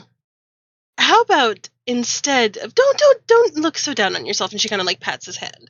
You're doing great. What's most important is that you're willing to learn. Most people aren't willing to do that, so you're already a step ahead. How about instead of the threats and the yelling and the anger, that doesn't really seem to be your bag. There are other ways to earn the respect of your crew. Their loyalty. You just need to ooze confidence, Davden. Where is your confidence, man?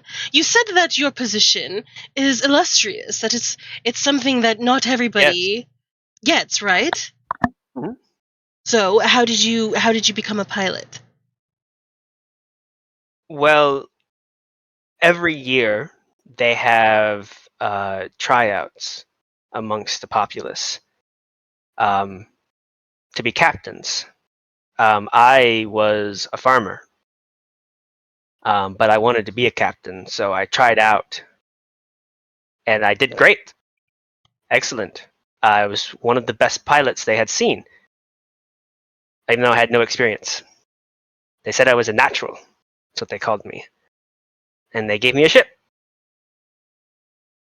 They didn't really teach me anything past that. Well, because you don't need more than that. You're obviously a brilliant pilot. So own it. Own that confidence. The reason why your men and your crew are alive is because they have a brilliant captain at the helm. So when you walk with that air of confidence. When you talk to your men, talk to them like you own that their lives are in your hands and that you will protect them. It will come across in everything that you do and say. Own it, Davdin. You're, well, brilliant. So own it.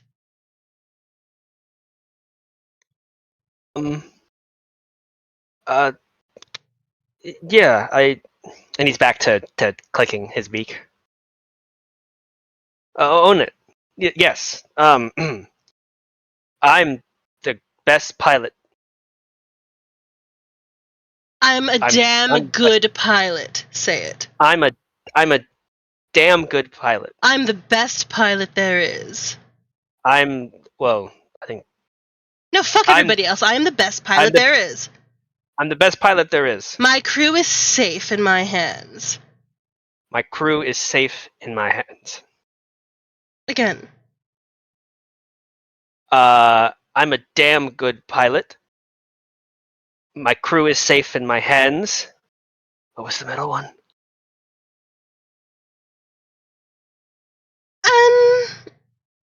And I'm attractive. That would always boost my confidence. And I'm attractive. There you go. Just say that over and over again, like a mantra. Instead of attractive, how about I'm a badass? I'm a badass and attractive. Don't cut it out. It's important. He needs it. I'm a badass and attractive. There you go. Yes. Now louder. The fucking barkeep is Poor Davin. What are you gonna do it? I'm a badass and attractive. And you hear a voice call out. I'll say somewhere in the bar. Cheers to that. Cheers to that, Davdin. She'll put up her drink. Zuri puts up an imaginary glass.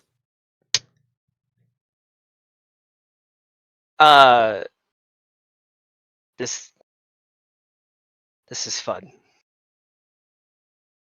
Usually, I don't get to do this. Well, it's a good thing we're here now. We're having fun too. Yeah. Ophelia's gonna kind of lean to Zurian as if she's like fixing her corset a little bit, and she's gonna turn to her and say, "In an hour, shit's gonna go down. So be ready, okay?" I'm always ready. Thank you. Yes, you are. She winks at you. Is there anything else the two of you would like to do or do you want to just hang out for an hour and wait for things to fill up? That's what Ophelia wants to do. Okay. I need to take a call. Can we take a break really quick? Sure, we can take a 5-minute break here. Okay, awesome. All right, we'll take a 5-minute break. Okay. I I didn't realize it was 2 hours already. Holy shit. It literally flew by. What the fuck?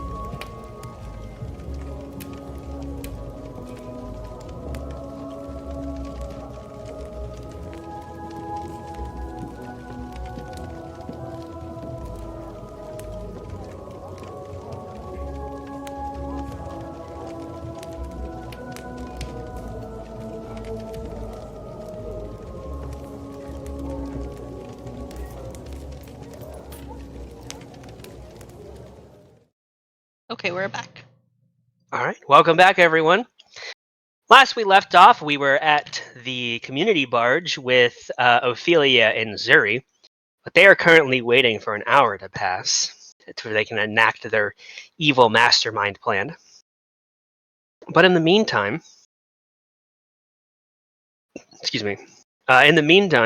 we will come back to Azriel, Fenrir, and Varian, who are still at the diplomatic ship. Sorry, the counselor ship.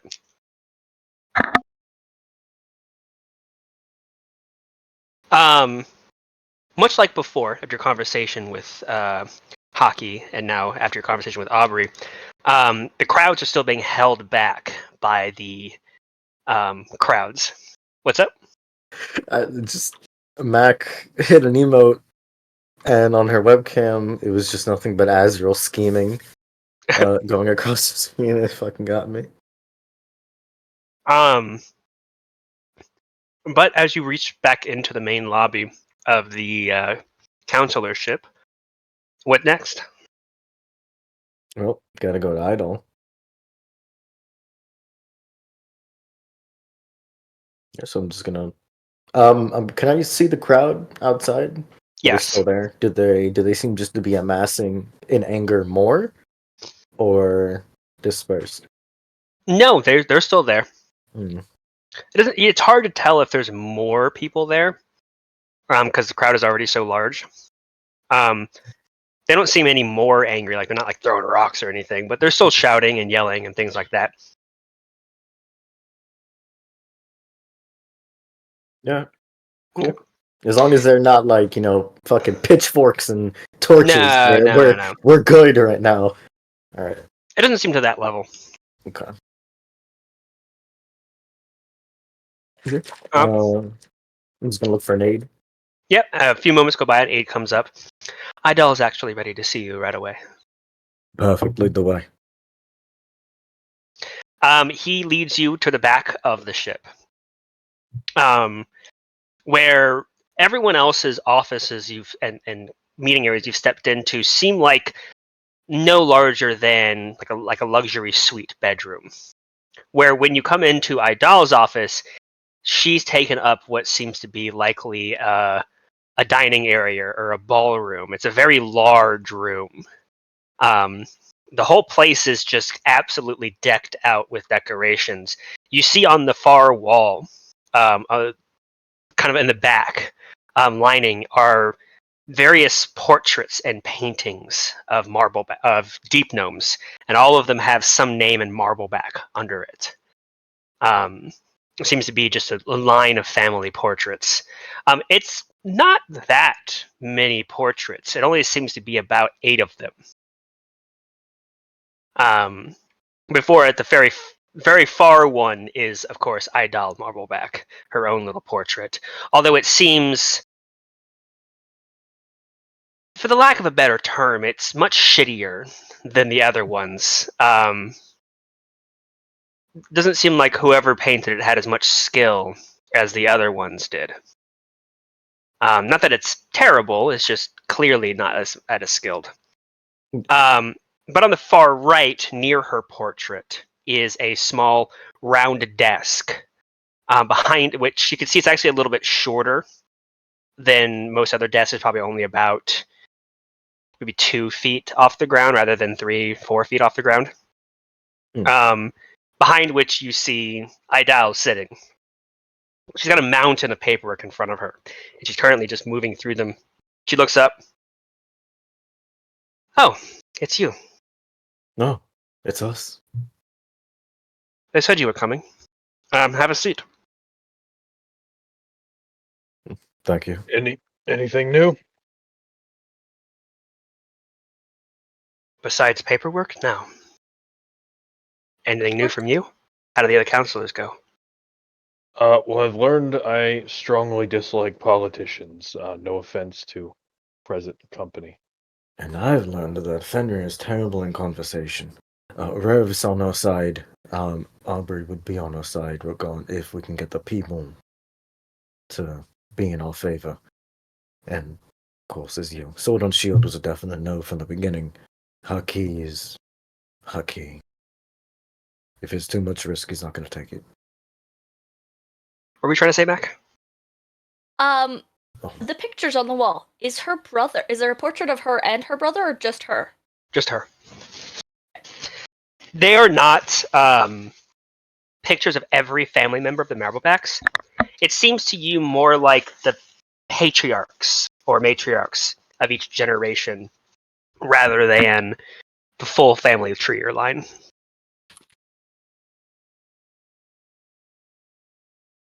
Well, that's about what I expected from the counselors.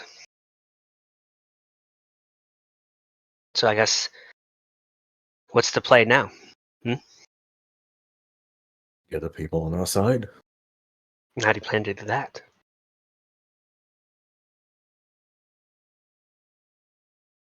What are you going to go to some public place and just sing about the virtues of Nexus?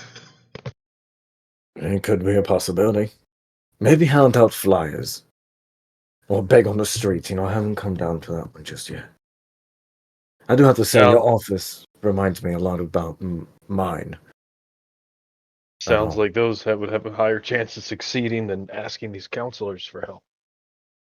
You keep denigrating the councils, mate. They're just making decisions that's best on their own people.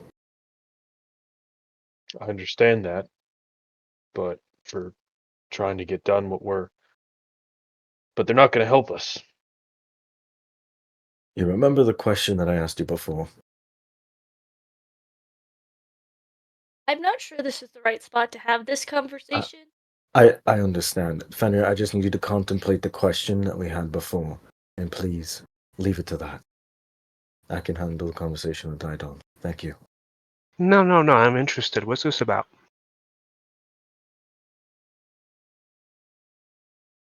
Fenrir?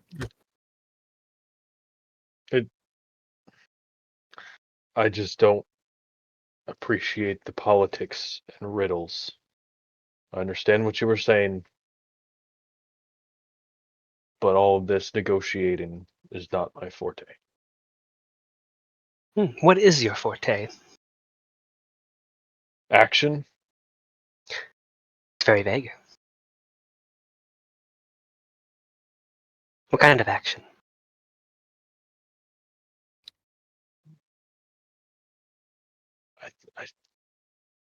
I want to do something. I don't like standing still while people are suffering. Okay, go do something. Why are you here? We can't without the counselor's help. So what do you do?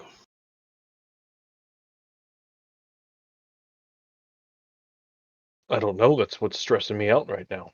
Well, it sounds like you're right there. You just need to make that connection. You're a man of action. You want to help your people. You don't want to sit around while they're suffering, but you need the counselor's help. So what do you do?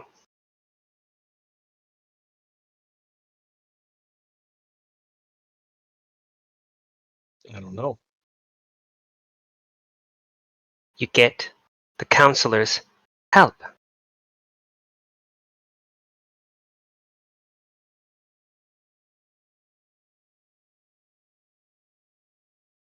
I mean, that's what we've been trying to do.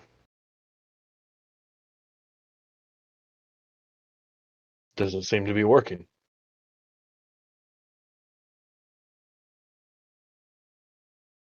To you? What do you think? She looks back at Azrael. And so we're on the right path. I mean, we have your support. Rev support. We just need the people's support, and then we have Aubrey on our side. We'll be able to circumvent Sword on Shield and Haki, and then be able to go forward with our plan. And what do you think? She looks at Varian. That if we can change the math, we can get coin is Haki. Haki. Sorry, we can get Haki on our side too. We only need 3 of them, right, Adol?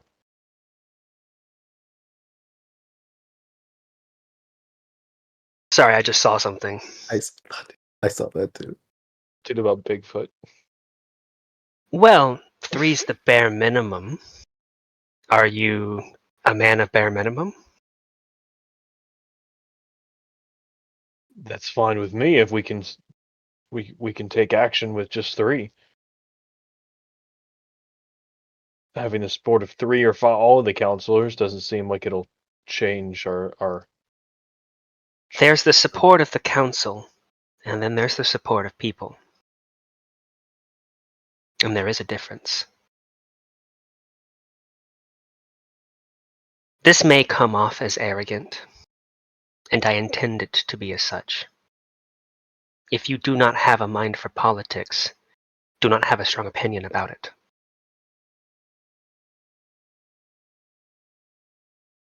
Let those who can work through it.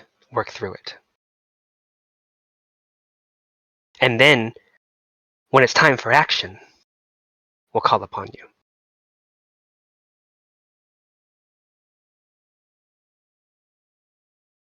Appreciate the support. She doesn't look at you.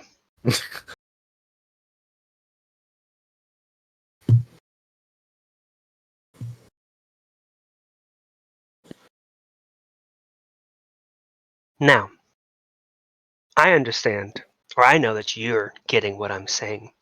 There's a difference between the support of the council and the support of the people. Of course. I would like everyone to be on board. We're not going to get swords on shield. But he's a man of honor, which means that if he's outvoted, he'll go with it. He stated that to us himself. If the people are willing, he himself, he's very forward. Soldier the soldier speak work the best way. He reminds me of him. Yes, but more eloquent.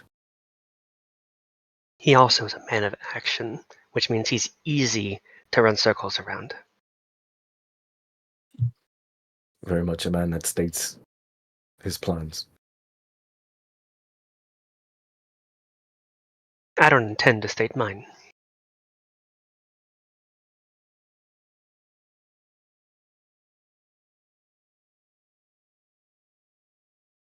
Fair.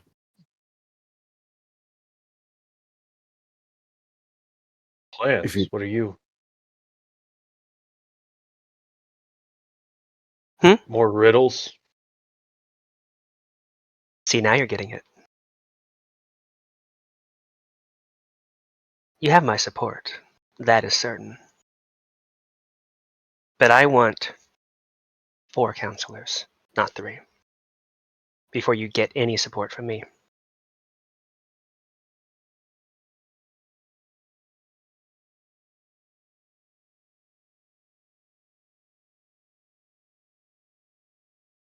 Now we're 4. If 3 is the bare minimum. Because who do you have on your side right now? Go ahead and list them. You. What am I in charge of? The industry, effectively. The ships. Yes. That's very keen. I'm in charge of industry, not ships. Who else do you have? We can get the people on side. Council of Public Health, I mean the people themselves, the citizenship. We have all the Some of them. Council of Citizens is more representation of that public health, but he was elected to represent the minority in this city. Fair.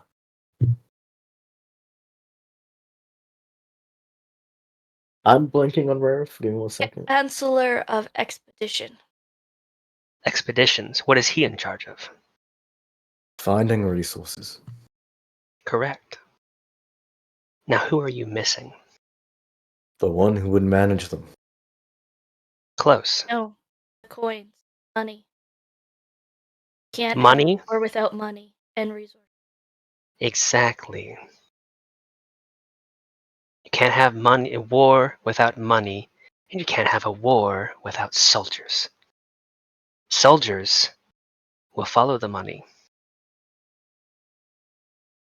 Well, my question is, what's inside that vault outside of those crystals? I have no clue. Genuinely, I don't know. Marblebacks weren't part of the royal family of Akka. They were in line with the Kenku.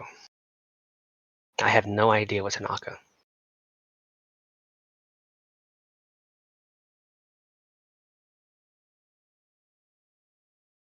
All it would take, if we have 3 out of the 4 counselors, is for Haki and Swords on Shield to say no, and we have no war.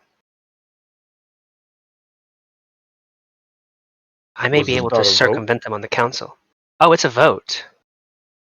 For sure, but we've never done this before. The council's never voted for war, to mobilize our entire people to a single endeavor. All it would take is Haki or Swords on Shields to say no, and we're screwed. If Rarif says no, fine, we'll use what resources we have. If Aubrey says no, fine, we lose the minority.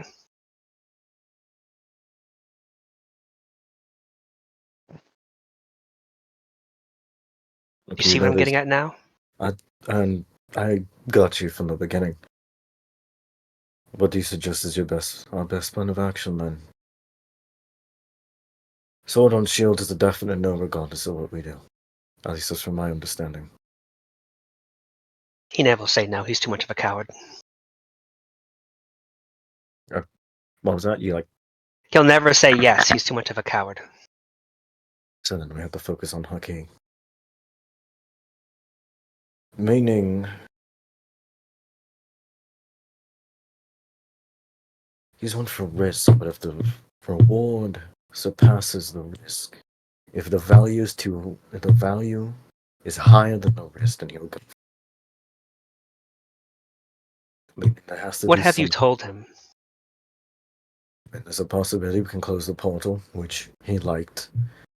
Outside of the crystals, I don't know what's inside the castle. If there were maybe more forms. What have you told him of Nexus? And it's gone to shit. Thinks that it's gonna cost too much because then it becomes a humanitarian project. Yes, I also informed him that there'd be plenty more people for labor because he was afraid of losing people during the war. Well, there'll be plenty more for him more labor to acquire after the portals are connected. We can provide aid the best that we can. There's another government there as well, still. Do you have a way to contact your government?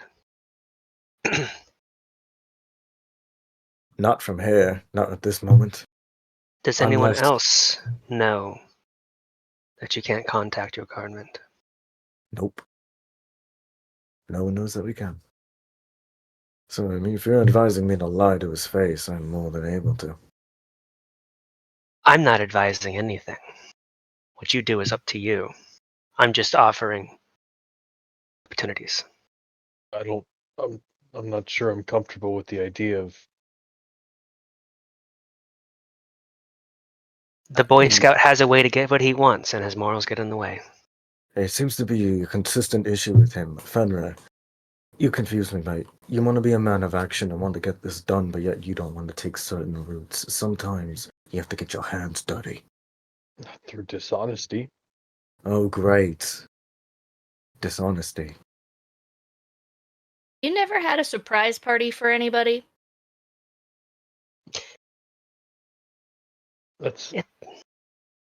It's dishonest, but it has a good result at the end. It's not equatable.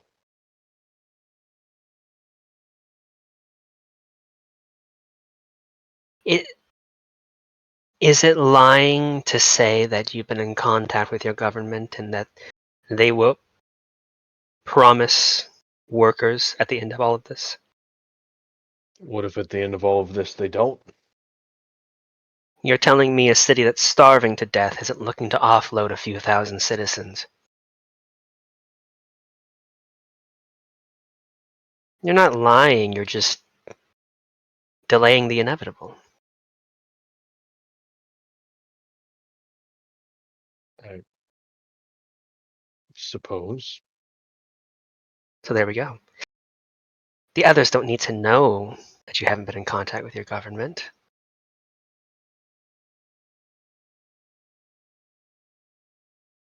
And then you get what you want. What we all are looking for. That's true.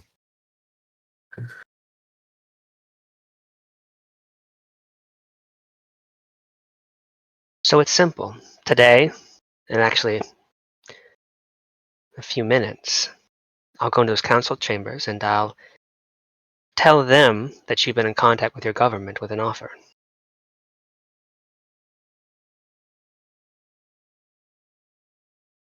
We'll see if Haki is swayed or not.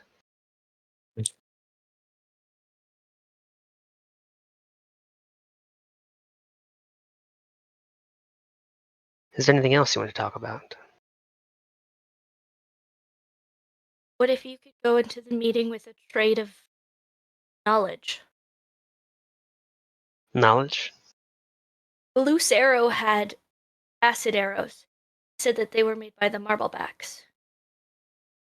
Those were used to take out a large portion of the abominations.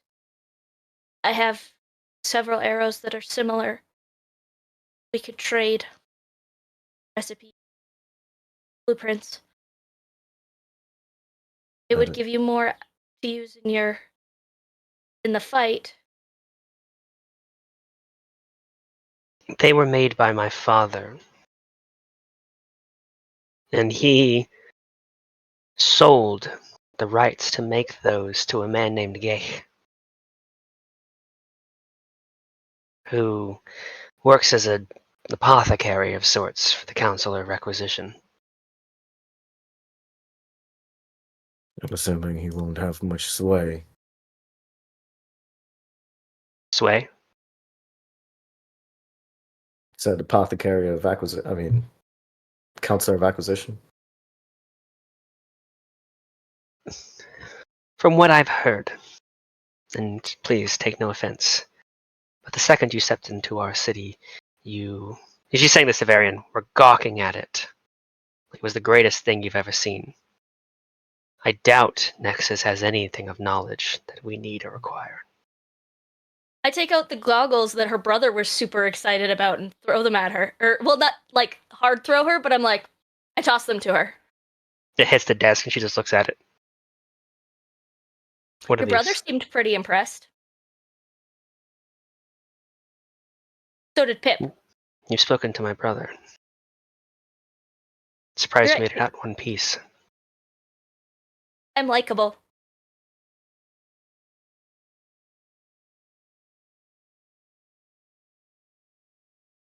I'll offer it.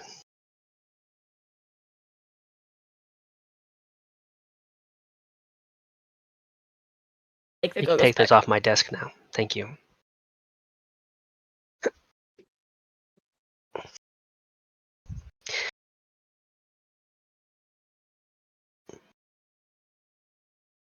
So, we talked to Haki. Lie to him. I'll formulate a potential treaty. Right.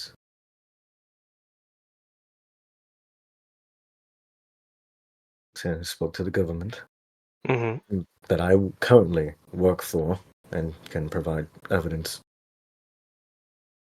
After this is all over, we can provide extra labor and potential trade of the resources we do have. Primarily manpower. And move forward. when you get these crystals, you'll be able to create a permanent portal, you said? Yes, we're still working on that bit. We're getting there, though.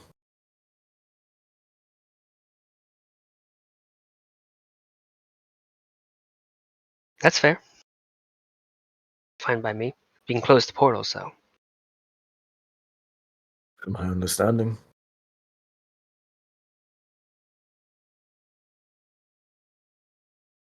All right. Well, I need to get to this meeting. I'll let you know what happens after. All right. Do you want to wait around, or you're welcome to leave? Maybe we should go check on Ophelia. I think we should. Now, when do you suggest I should speak to him? Haki? Yes. Not until I give you a signal. I don't know which way this meeting's going to go.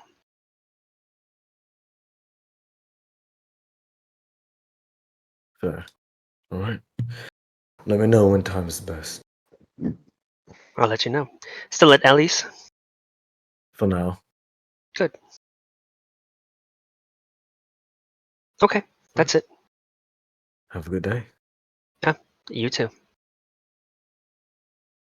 Just immediately starts to sign something.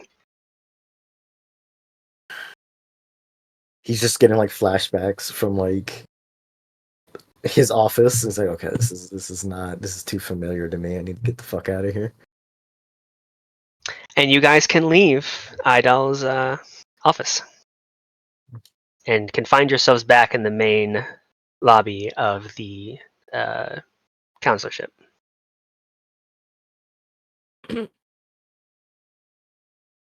Ophelia said she wasn't feeling well. You think she went back to Ellie's? Possibly.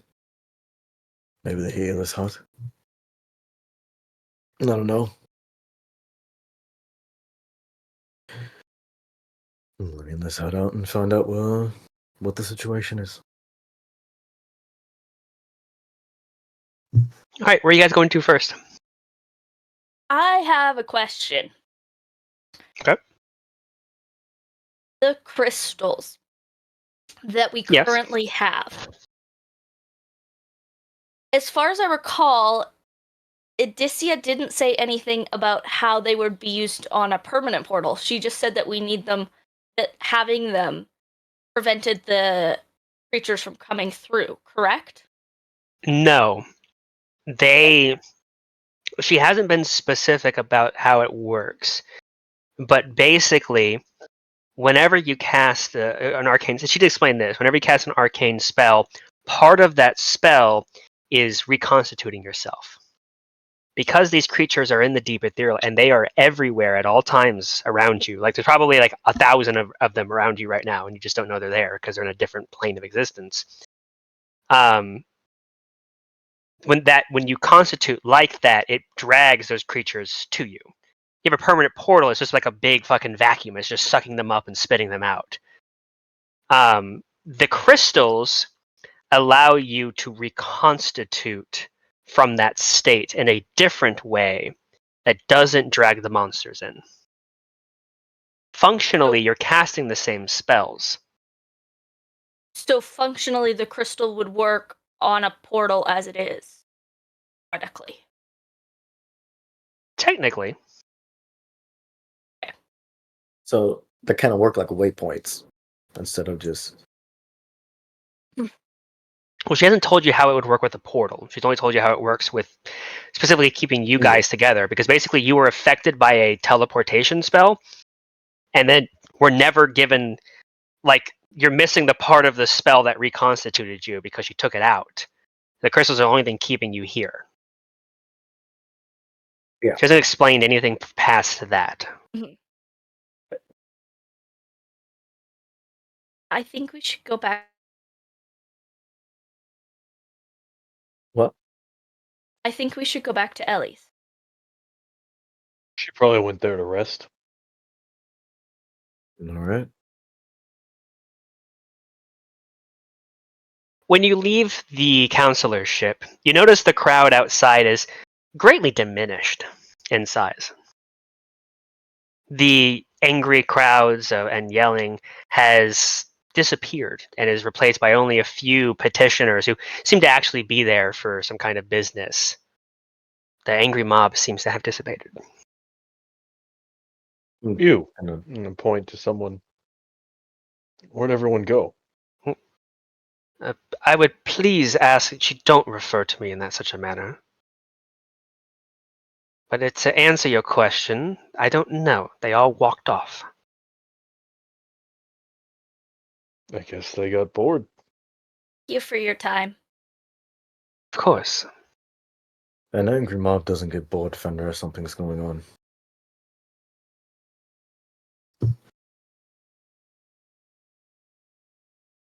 time to find out what's going on. I guess Okay. Ophelia can wait. Which direction did they walk off to, my friend? I don't know. That way. He just gestures in this direction of the city. Just gonna give him a blank look. Thank you. They were saying something about shit, what was the word called? Rumor, Nexus. A rumor party. Rumor party. Party. Where? I don't know that part, I'm sorry.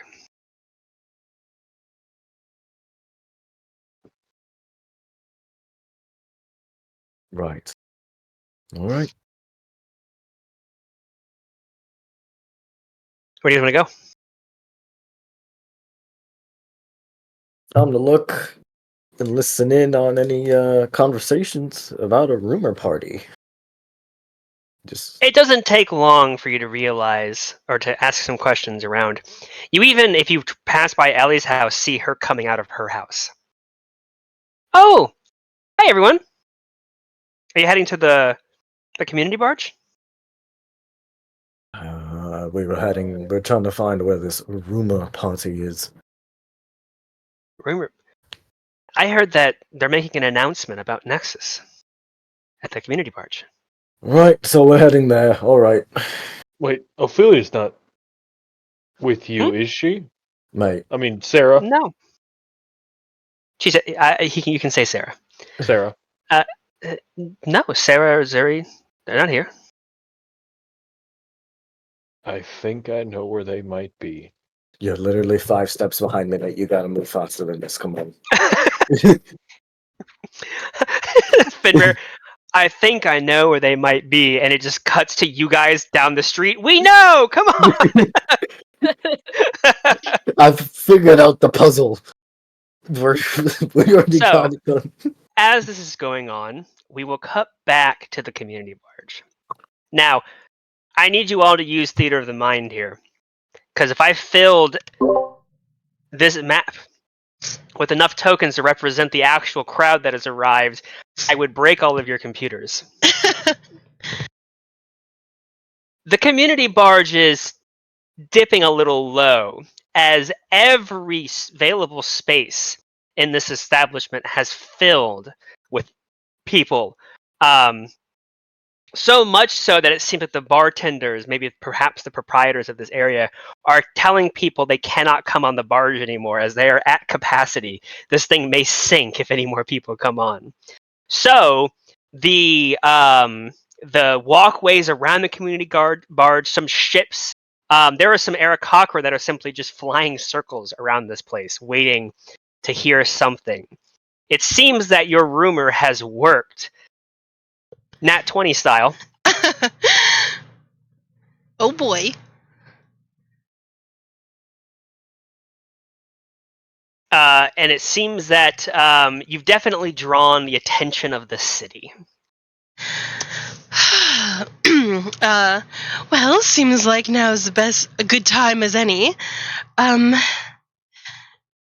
Zuri, things might get a little heated. Just give them hope and put on a strong face, okay? And she's gonna grab your hand.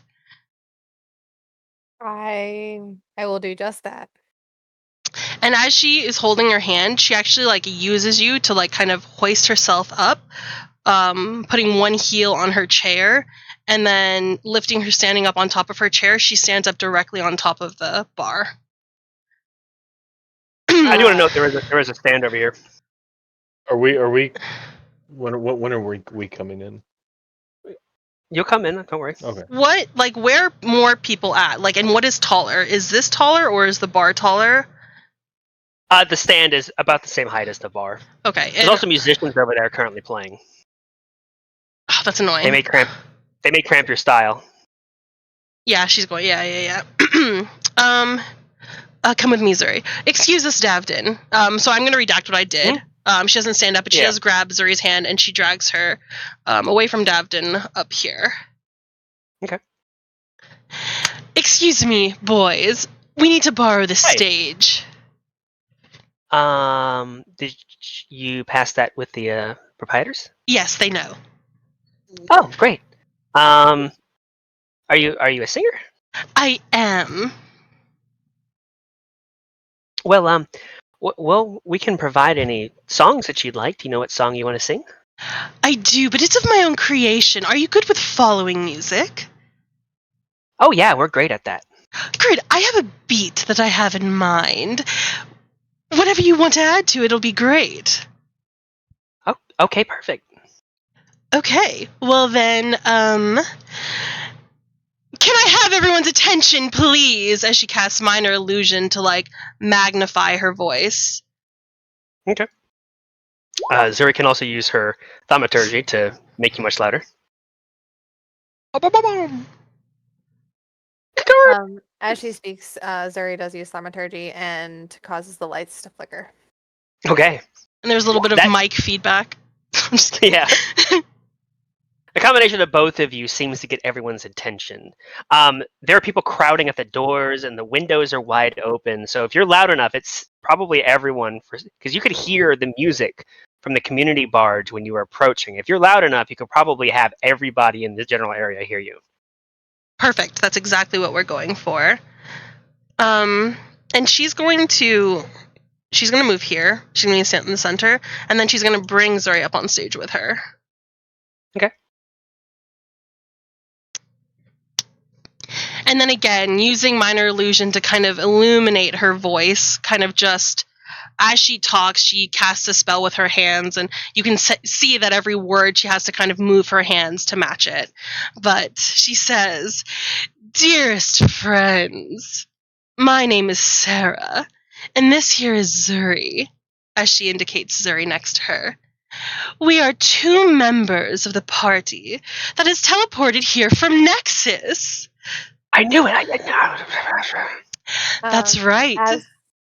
As you're speaking, I cast thaumaturgy again and create a minor wonder of the northern lights at our feet.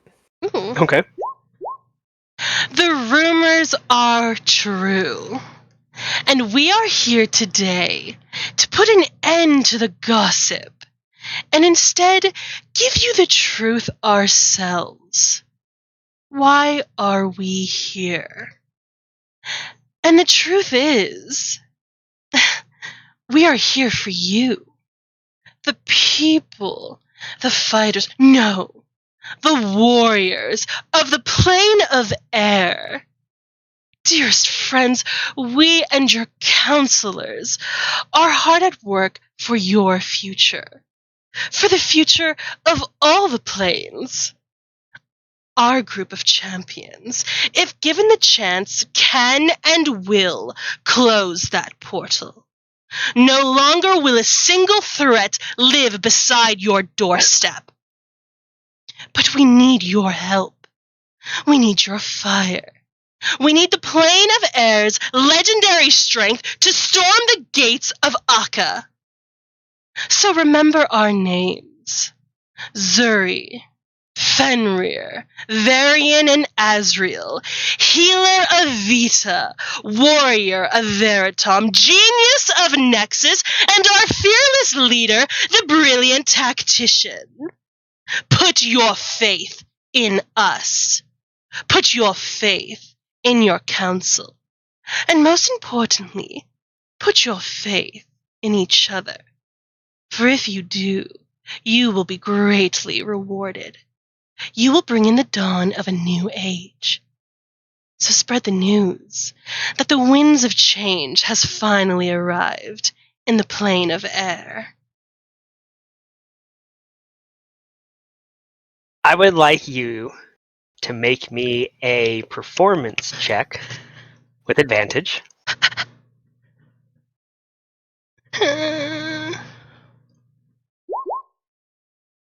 Did it roll twice? No, you need to roll it again.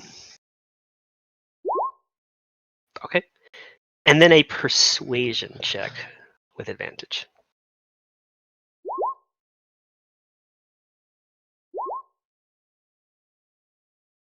Okay.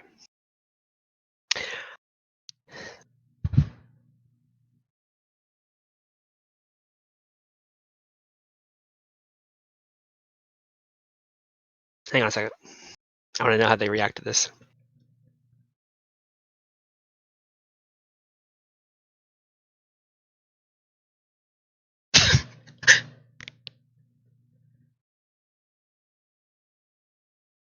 Yeah, there is, after you finish your speech, an audible pause throughout the crowds. Nobody's talking. Everyone's staring up at you. For a moment, you feel as if you failed here. When you suddenly begin to hear, starts as one voice, grows to more and more. Ah, ka, ah, ka, ah, ka, ah, ka. And soon the whole barge is shouting, ah, ka. And someone jumps on the stage. We can take our city back! Yeah! And this is when the party arrives. Notice the party arrives. So, As you come through the front door, you hear, we can take our city back! so I don't think that not talking to people for the next day is gonna work out very well. Well, we're in this situation. Let's make the fucking best of What's it. going Varian. on? Hearing that we can take our city back, Azrael's gonna get on a table. Yes, you can! Join us. Sarah! Sarah!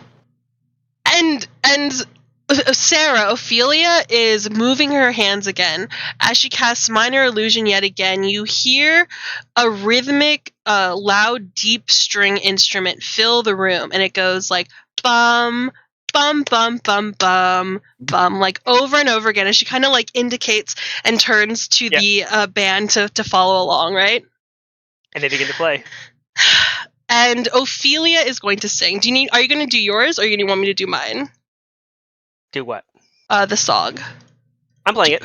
Okay. Which version? The medieval version. Okay. Can you play my version just because I feel like it resonates her voice really well?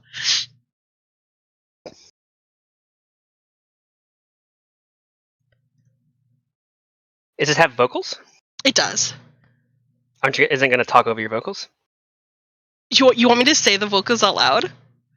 I thought that's what you were doing. Oh my god, I'm so okay. I can, but I'm so embarrassed. I rewrote the lyrics so that it fits. I'll just okay. Can you play your version? Are you playing my version or your version? I haven't muted. I have both queued up. Okay, play your version. I will read you the lyrics. I'm so sorry. And then after that ends, you can just play like her version if you just want to hear the song. But I'm going to post the lyrics in chat. I changed it. So Ophelia starts singing. And she has a very deep, husky alto voice. It's very raw. Her voice is powerful as she built a lot of the song from deep within her diaphragm. And she starts dancing too. When Ophelia sings, it's a whole routine. She's a performer through and through. She's clearly in her element, and she starts to slowly and sensually remove her cloak, showcasing the entirety of her body. And like, think very Dita Von Teese, because she is kind of stripping, but it's not like a strip down. She's slow, she's sensual, she's sexy. The point isn't to get naked, but to tease and enthrall. I will say Ophelia does not get naked, but she does remove the black sleeves and shawl that you always see her wear, so that brand is is visible. And she will finish the song in nothing more than like her little corset. But that's pretty much all she wears anyway, so nothing crazy. But we're gonna fight them off. A 7-nation army couldn't hold us back. They're gonna rip it off, taking their time right behind her back, whatever. And the message coming from my eyes says, "I'm going home." Yeah, I don't know if I can read this. I'm like cringed out, but like You're doing great. The lyrics fit really well. Do you guys really want me to say it out loud? Do it. Yeah, you're doing great. The message coming from my eyes saying I'm going home. Don't want to hear about it. Every one of us got a story to tell. Everyone knows about it, from the council to the hounds of hell. And if we catch it coming back our way, we're going to serve it to them. But that ain't what they want to hear, but that's what we'll do. And the feeling coming from my bones says connect our homes. From storming the gates of Akka, far from this opera forevermore, we're going to work the straw, make the sweat drip out of every pore. And we're bleeding, and we're bleeding, and we're bleeding right before the gods. All the words are gonna bleed from me, and I will think no more. And the stains coming from my blood tell me we're all going home. And she belts that last part, just belts it. You don't need to make a performance check. The crowd is going fucking wild at this. Performance. The whole group around everybody is chanting "Akka," as it seems that people are beginning to spread out through the rest of the city. You might have started a revolution here. Oh shit. Trying to push my way through this. Sarah! Sarah! Fenrir, our mighty warrior, Veritam, come join us! They're gonna save us all! The people from Nexus are gonna save us! As was like pushing. That's right! As was pushing through this crowd and trying to get to the stage the best he can. The heroes of Nexus are gonna take us home!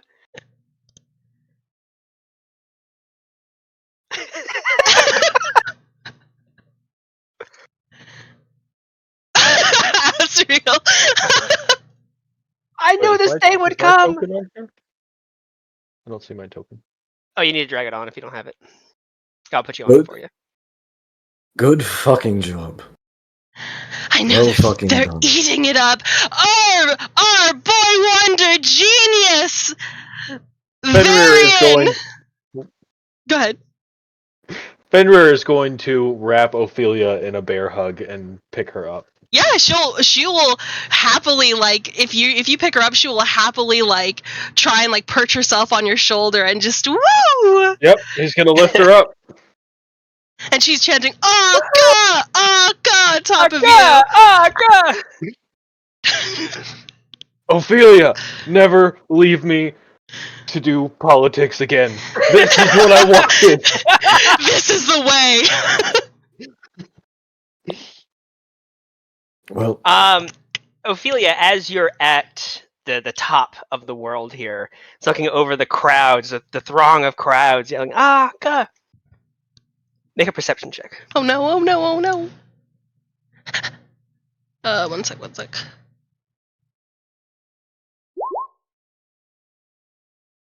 18. You can see that a few other people have seemingly pushed their way through the crowd and are currently standing at the entrance here. You see 4 heavily armed guards, as well as swords on shield, who towers above most people here in this crowd. And his eyes are fixed right on you. Does he look happy? There's a moment where you guys have eye contact. And he just turns around and leaves. The guards following him. Yeah, Ophelia takes it in. She doesn't laugh it off, but she, for a moment, and then as he turns around, she just goes back to, Akka! What is Zuri doing? Zuri's like, I don't know. Zuri's just like in awe. She's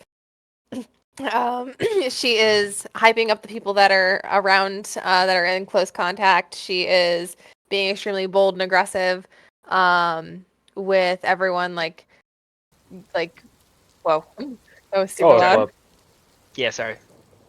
I turned it up for the song. Yeah, me too, sorry. As Ophelia was dancing, she was shimmying to the side with other people, encouraging the morale, and holding a very straightforward, like, we're going to dominate face.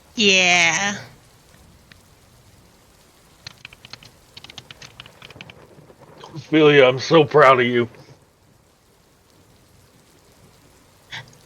Oh yes. Where have you guys been? Trying to shore up support from the councilors. Aubrey said if we can get the people on our side, he'd be on our side, and looks like you did. And you've done it! Yeah! Yeah. We fucking did it! Like, she's like jumping up on you, like, if you, she's still, I'm assuming she's still kind of like on your shoulders. Mhm. I don't think Swords and Shields, Swords on Shields, right? Swords on Shields is happy with me. Well, what do you mean? I just saw him. He gave me a death glare, and then he walked out. We weren't counting on getting his support anyways. I mean, the fact that he's not arresting us right now may be a good sign. What could He he was possibly supposed to arrest us have- for? Inciting a revolution, maybe? Is that what I Rebellion? did? No, I don't think we did that. I don't think we did that, sir. I don't think that's an accurate description of what we didn't did. do that. That's not what we did. Yeah, that's not what we did. Fine, whatever. Look, I don't care. Make our voices heard! You cut out, Also- what'd you say? Storm the council! Make our voices heard! Totally not! Yeah, we totally did not. I'm gonna get PTSD if this is actually happening. Oh no, it's happening. Fuck. It's And, good! yeah, with Ophelia on one shoulder, Fenrir's gonna lift up his hammer with the other hand and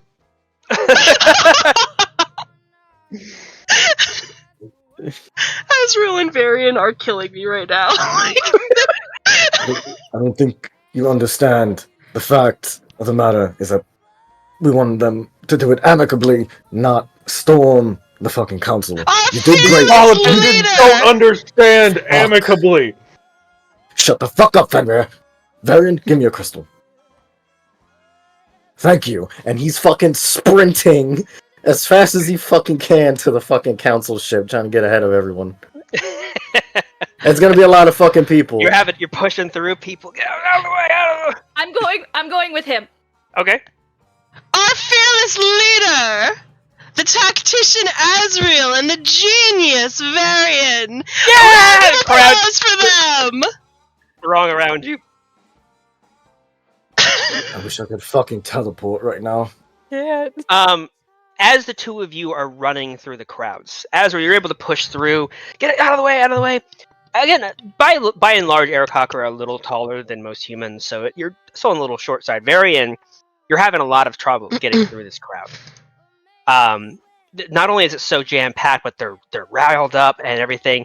When suddenly you trip and fall, Shit. Uh-oh. Okay. the crowds begin to throng around you, not realizing you're even there. They're so hyped up as they begin to step on you. Are they? Oh, sorry. Oh. Are they like? Yeah, they're outside at this point. Okay. Up in the sky so it doesn't hit anybody? Starburst. Okay.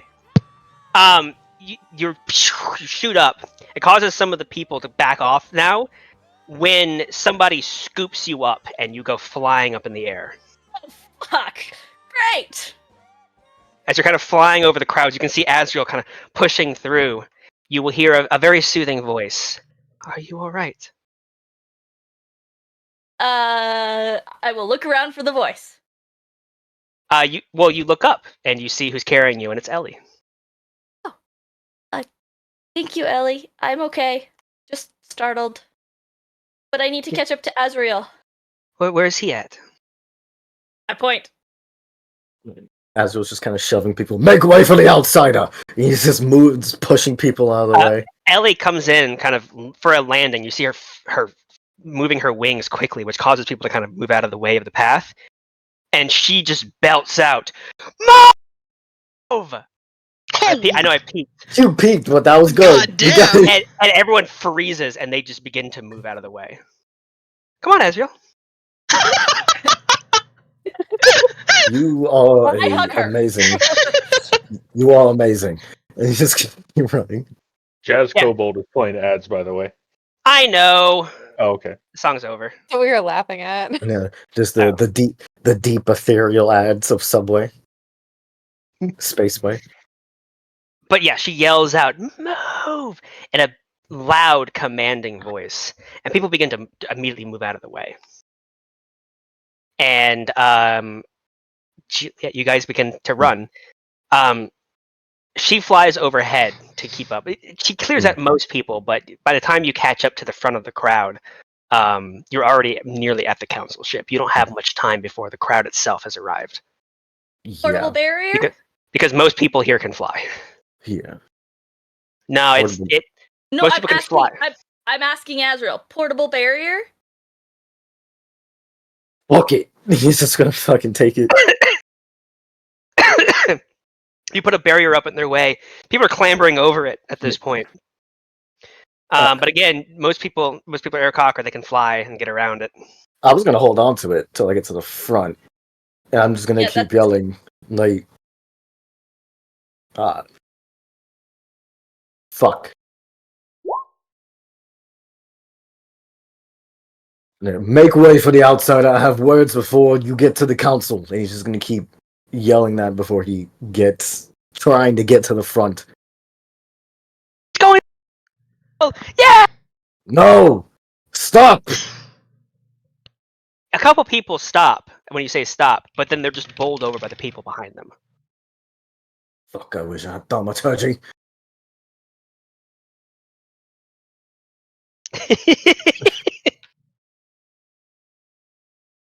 Anyone who does stop, he's gonna tell anyone who stops, tell everyone else to stop.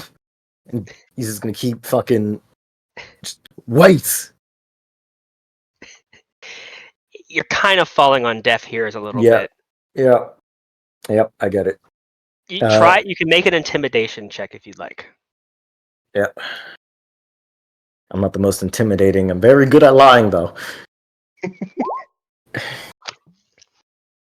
Yeah, unfortunately, you just don't have the presence of will to command the crowd here, especially because you don't have anything magical to assist you like Ophelia and Zuri did. I can make dark ribbons, but people might assume it's an attack, and I don't think that's a good idea. I don't know about that one. He's But just at this point, you've reached the main plaza, and people are beginning to spill out and kind of clamber on the council ship. He's gonna like just start pulling people down to get to the very front. He's gonna like put his hands up and just wait. People are kind of Yeah. pushing up into it, and they have the gangplank up, so they can't Yeah. get on the ship unless they fly and land on it, which is happening at some points. He's gonna like slam the portable barrier down. He's gonna, people of Odyssey, wait. Yes, I understand you want your homeland back. I hear you. I want that for you as well. But we must do this amicably. If you wish to volunteer, do it civilly. We cannot risk chaos. We cannot risk harm to other people who may not agree. If you wish the council to support our cause in what you want, do it civilly. You may petition. You have a system. They are willing to listen. Make a persuasion check.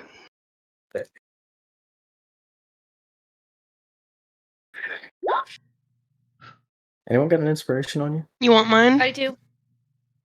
I will give you extra forehead kisses. Hang if you on. do. I have a D6 bardic inspiration as well. From? That Donnie gave me because I assisted with and whatever the beginning thing is. Recap. Oh, the recap? Okay, you can give that as well. Yeah. Are you taking If you wanna both, or take are you her- taking the D6? Well, I'll take you both. could take hers and re-roll, and then if you still need it, you could use the D6. You're so Cool. smart, Mac. Yeah, Mac is fucking huge brain. I'm rolling again. There we Oh. go.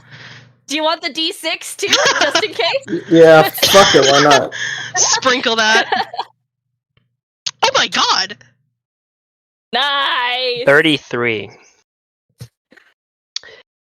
The crowds in front of you that have arrived are no longer just a mix of the people that were at the community barge, but people who were swept up in the mob.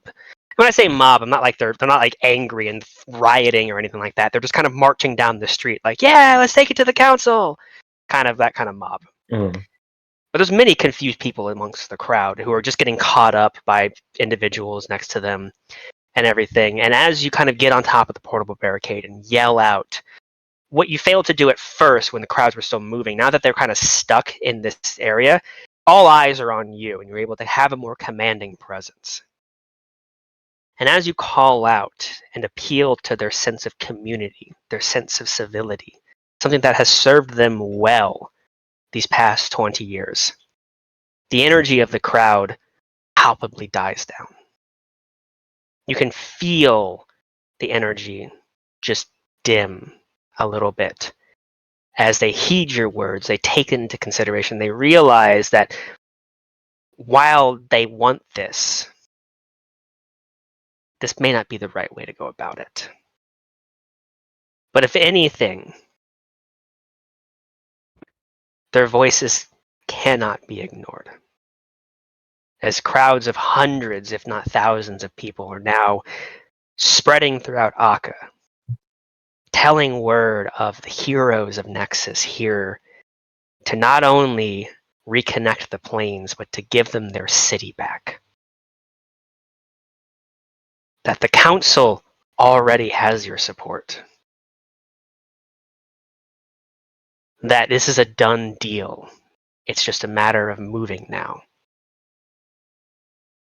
You are yanked down from your portable barricade into the ship itself, being pulled into the lobby, and as you kind of are whipped in front, you see a very, very angry Swords on Shields.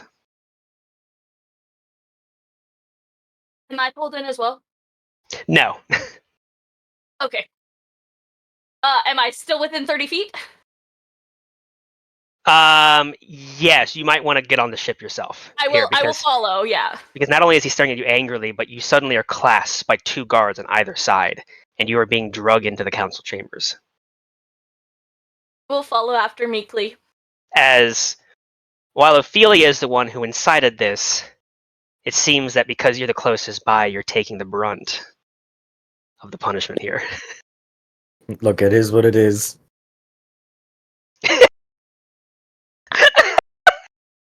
Did I do that?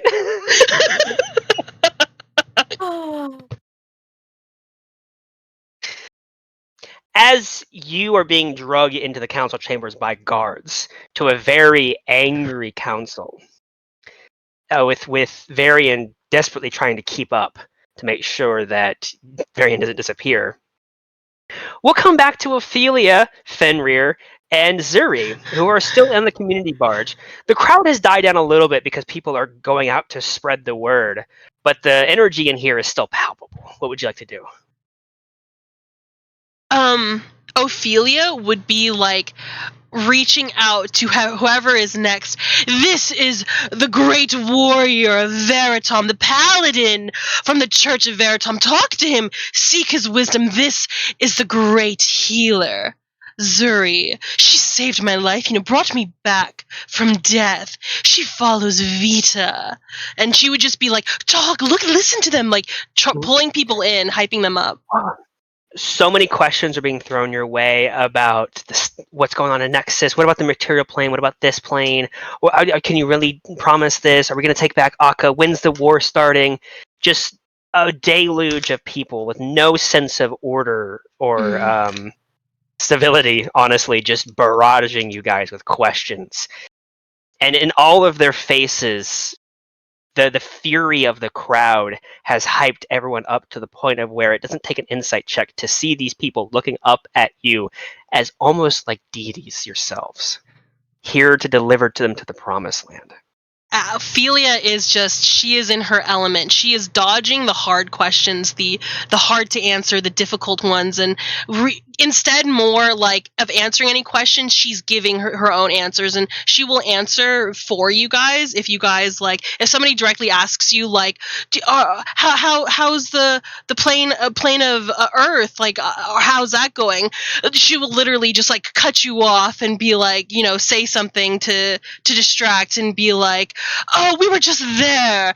Great. Moving on. Yes, she can bring people back from the dead. Wonderful question. Anybody, like literally politician and expertly dividing the crowd and yeah. Make me a general charisma check, because you're using persuasion, deception, all the above. Yeah. Handling it like a pro. You guys have never seen Ophelia so in her element. You've seen her all throughout these travels struggle, push through, but here, right here in this crowd, you can tell that Ophelia is home.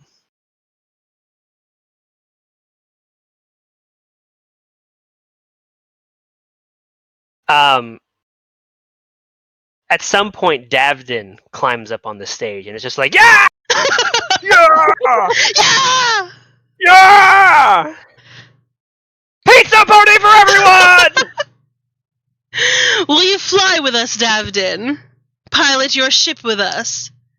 Absolutely! I'll be on the spearhead! Yes! Tip of the spear! Tip of the spear! And then you hear something that causes Davden to start crying. And that is, Davden! Davden! Davden! Through the crowd, as Davden just begins to weep. Yeah! Aww. We can do it! Davden! Davden! He may be a little drunk. I love him! Captain, we'll pilot the ship at the head of the formation to free Akka! Yeah! Davden! Davden! Davden! They love me. They really love me. Don't forget Think this of how night. much more. Go ahead. Think of how much more they'll love you once Akka is free.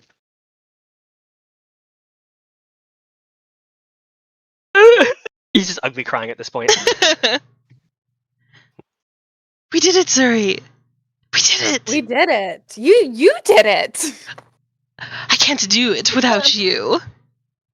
Ophelia, that was oh, sorry, go ahead. No good. Ophelia, that was amazing. I know. It really worked. Really riled them up. They'll have to listen to us now. We're getting those crystals in no time. I was in meetings with the counselors the entire time, and it was going nowhere. I bet. This was a much better plan. Oh, yes. I have a rule of thumb. Don't listen to anyone else and just do what you want.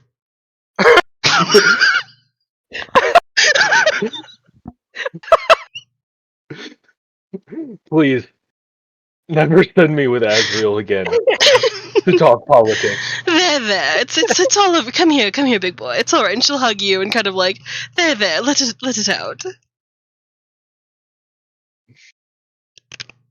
But unless you guys want to do anything, Ophelia is going to continue to pull people in, garner interest, hype you guys up, talk about like you're amazing, just hype you guys up, and like also drink and just party and have a good time. And I feel so sorry for you guys because you're on the opposite end of the spectrum. Very like. As you're like hyping us up and like rising morale, every time you make a direct comment toward someone in the group, I'll cast Thermology, whatever it is, and create an illusion that's depicting the strength of that individual. So like for Fenrir, fire will raise up. For Zuri, light will glow around. When Azrael is mentioned, spears or swords will clash against each other, Ooh. and then will be dissolved within a mist of darkness. For Ophelia, whenever you are mentioned or you mention yourself and your strength, clouds will come and a storm will shake, and there will be slight thunder and lightning, and then a boom of light will come through and will create this. We'll say, I was saying a ray of sunshine, but that's not like what I mean. It's like a ray of like a dark light, but it's like a mist. It's like it's beautiful. It's vibrant. There's sparkles. There's all these different dimensions that you kind of see through it. And when Varian is mentioned, you will see cogs and wheels and maps, and you'll see a compass come through, and you will see all these different colors come out from each different object, depending on what the object is. Fuck yeah. And Ophelia just feeds off of everything that you give her and is just feeding off of you and like using everything that you provide. We'll just throw that in there a few times. Yeah. There is still magic in Akka. It's not a foreign concept, but there's not a lot of it. Most of their expertise has gone towards mostly the engineering side, with a little bit of artificer, magic combined with the technology. So when Ophelia is glowing, her voice is booming, it seems to only continue to add to the mystique of this almost divine being coming down. You might want to be a little cautious lest you start a cult here in a few moments. As the energy in this crowd is just compounding on itself. But yeah, as this is going on, Complete scene switch. we come to the council chambers, the massive 30-foot wide circular table, on the other side of which sits 4 of the 5 counselors. None of them look particularly enthused. However, both Varian and Azrael can make insight checks. I passive, which is 10. Yeah, they all look angry at you. Yeah. Azrael, as the 2 guards drag you in and forcefully sit you down in the chair opposite of them, you are forced to sit directly across from Idal, who has the faintest smirk on her face.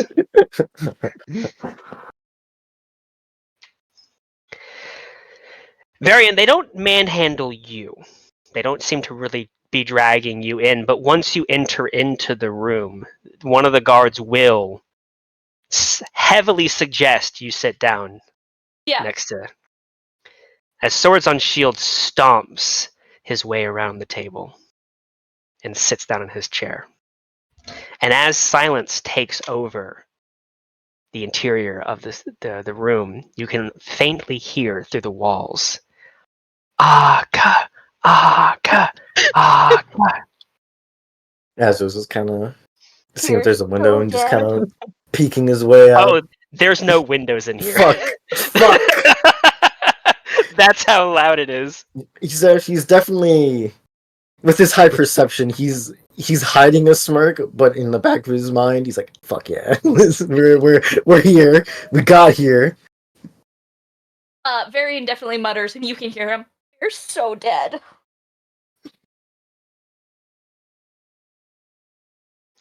There's just silence as 5 judging faces scowl at you across the table.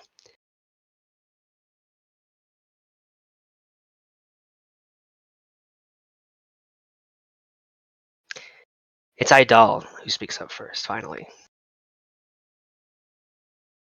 Do you care to explain yourself? Is she standing? Yeah, she stands up, sorry. She stands up to say that, and then she sits back down.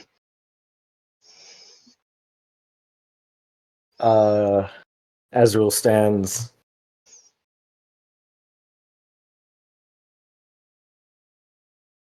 First, I wish to apologize for the crowd we've created.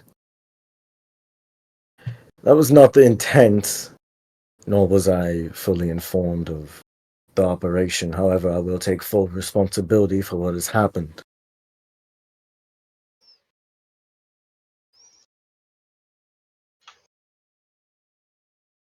There was an attempt to rise the spirits of the people, so to say. Maybe get someone on our side to volunteer for the ARCA operation. And it seems we have done too good of a job. As you can see by the crowd outside.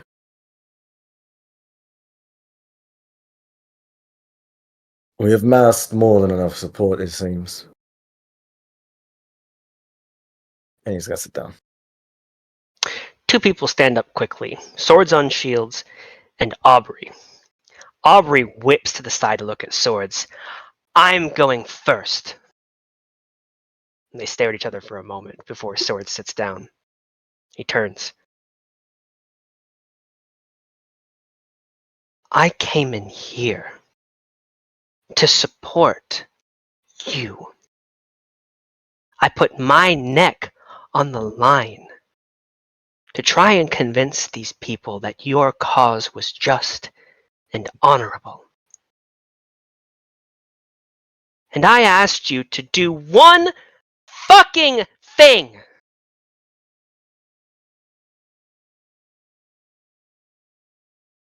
You have betrayed my trust. You have betrayed me.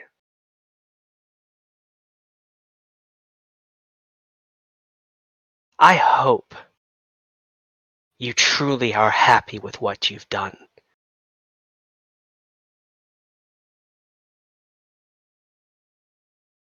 And he sits back down. I'm whipping the fuck up before Sword and Shields gets up. Yep. He's gonna... Aubrey, I understand the conversation that we had, and understand you are upset at the moment. With me, in particular. I am sorry for what has happened. Like I said, it was unbeknownst to me of what was happening as we were talking. As soon as I realized the situation and what had happened afterwards, I immediately went to the front and told the entire crowd that the system in place that they have is their best option, to go about it civilly, that if they truly wish to support us, to go through you and petition properly. I staved off. He shoots up in the middle of your statement. I don't accept your apology. And you see Idol, decorum. I don't give a fuck about decorum right now. Listen to that. We have but one choice in this council chamber now, because if we say no, they're going to hang us.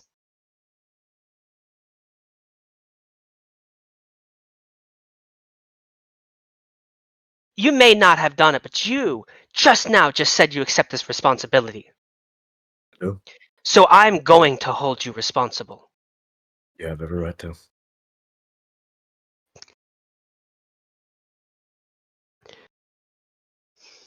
I'm sorry. I had to. I'm so sorry. Aubrey. You don't have to accept my apology. It was not in your best interest, or my best interest, to put us in a one-decision circumstance. There was no attempt for that. I did not mean to put you in any sort of corner. I truly wished for this to be a general discussion.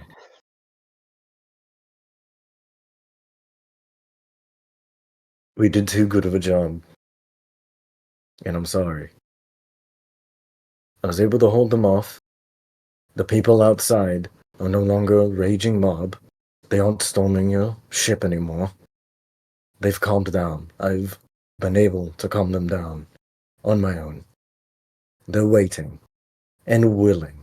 Then who is responsible?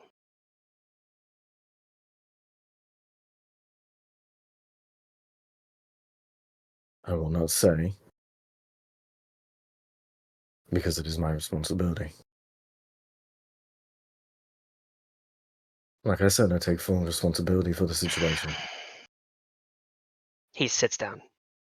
There was no attempt to betray you, Aubrey. I truly mean that. And I am sorry. You have every right to be upset. He's gonna look at Sword on Shields and he's gonna sit down. Sword slowly stands up. I motion to exile these interlopers from the city of Odyssey. And if they cannot find their way off the city, they will be thrown from it. Who will second my motion? He says, staring directly at you. Nobody stands up. Nobody says anything. Before Haki stands. I second the motion. Then it I'm comes voting. to a vote. I vote in favor.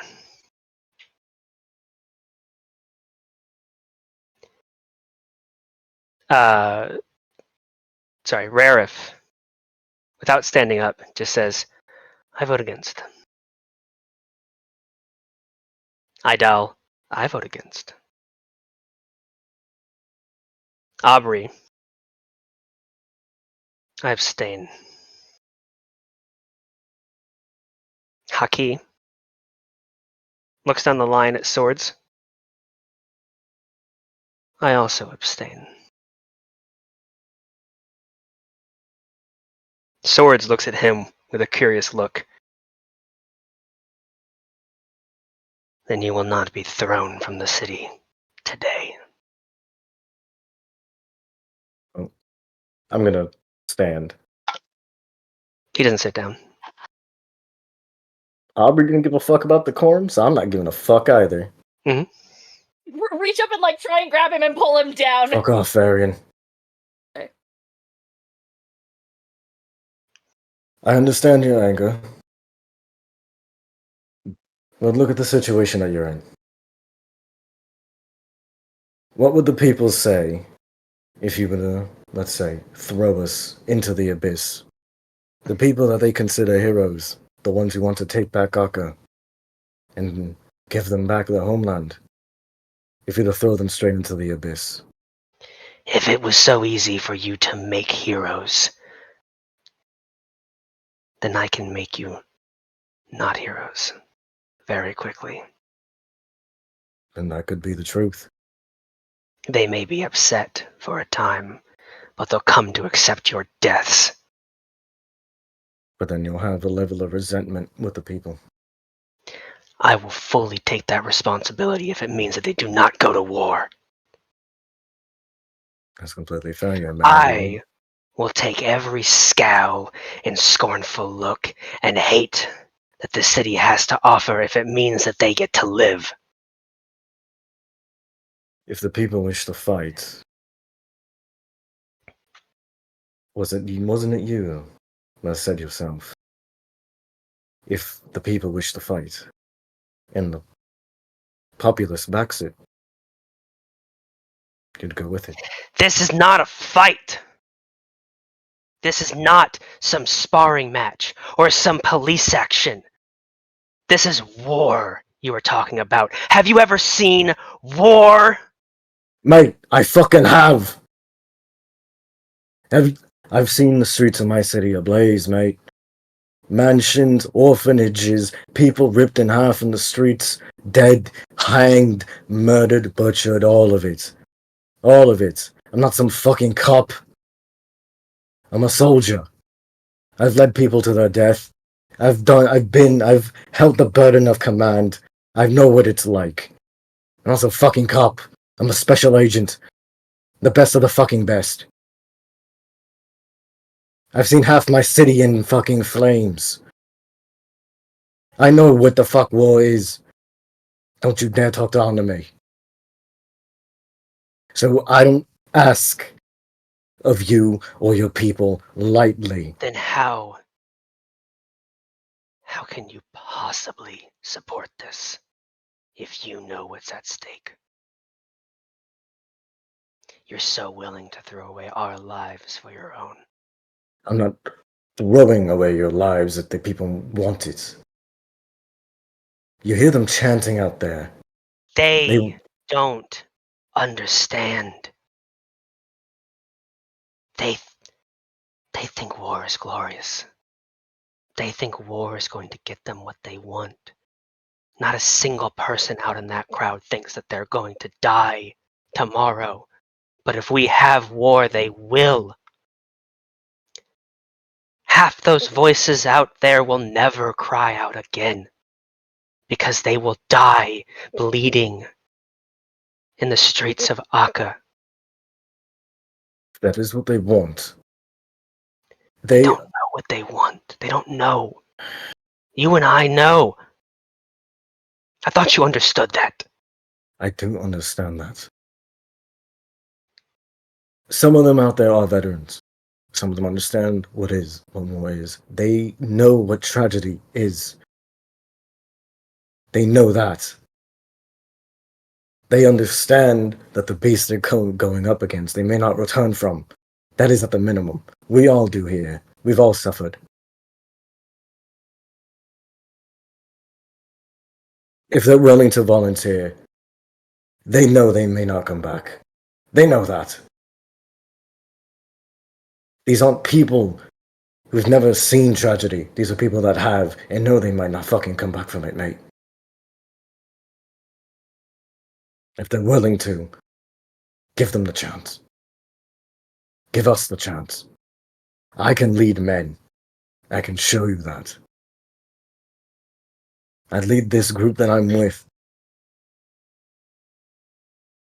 We've ran through the plane of Earth, made it out alive. I've dealt in military operations since I was fucking 16. I know the ins and outs. I know how to command people. I know operations. I can do it. I don't give a fuck about your life or what you can do. But you care about the people who want to go. He sits down. They want to go.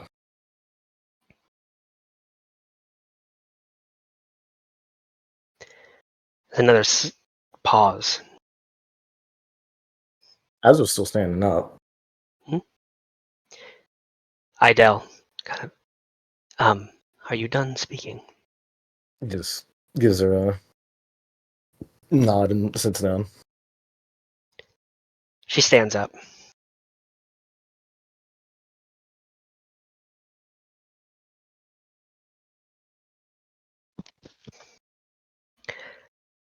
When this city, or when this airship that we currently sit in was built, it was built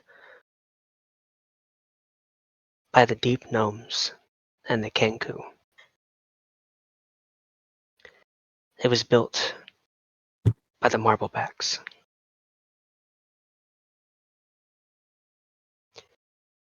This city is a testament to my family's contributions. If it were not for the Marblebacks, we would not be here today. None of us would.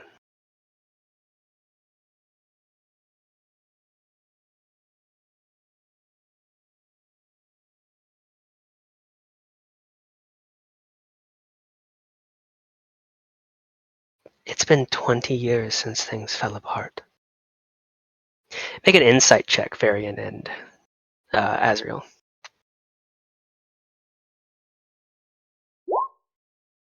Bro, I got a fucking 17 insight. And I get... Fuck. I should just go by my passive from now on. Bitch. Damn it. 13 What was it? 13 passive. 13? Okay. Then you don't notice anything.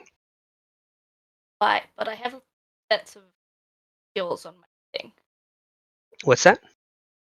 I don't know why, but I have 2 sets of skills on my thing. And I looked at the wrong one. It's a glitch. Oh, good.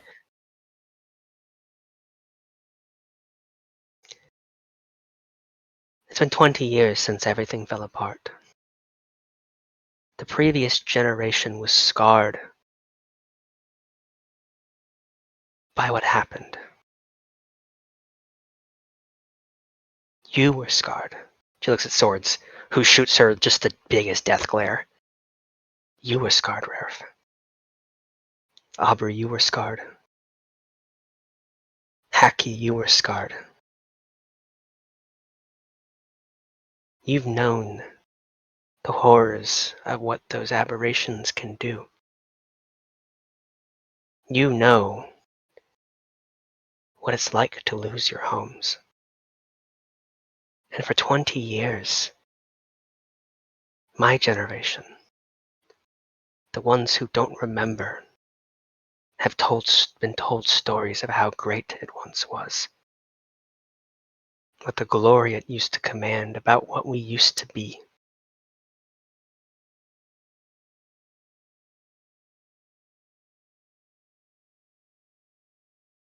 Your generation had your time.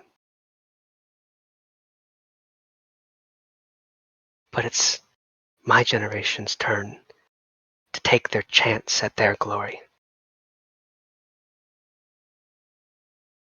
To take back what we have been told is rightfully ours. There may be deaths. There will be deaths. But you ask anyone out there in that crowd right now what they wouldn't do to see Akka glorious once again.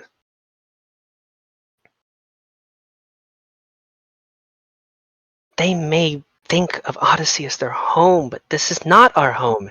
And you, the previous generation, know this.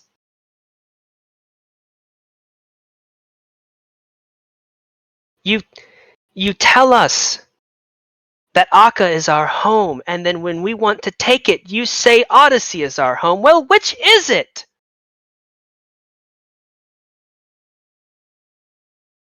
We deserve our chance.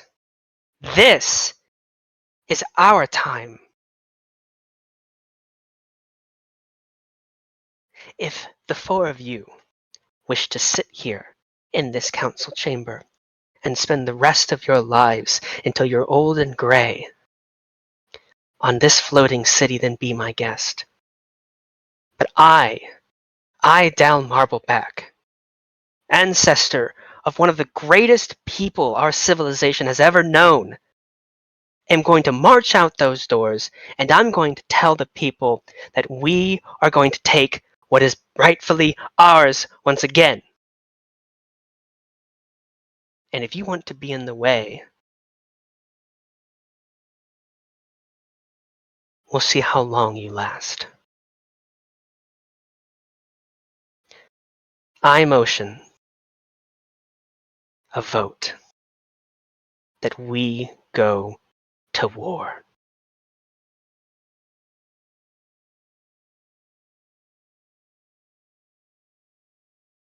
There's silence in the council room for a moment. Before Raref, I second the motion.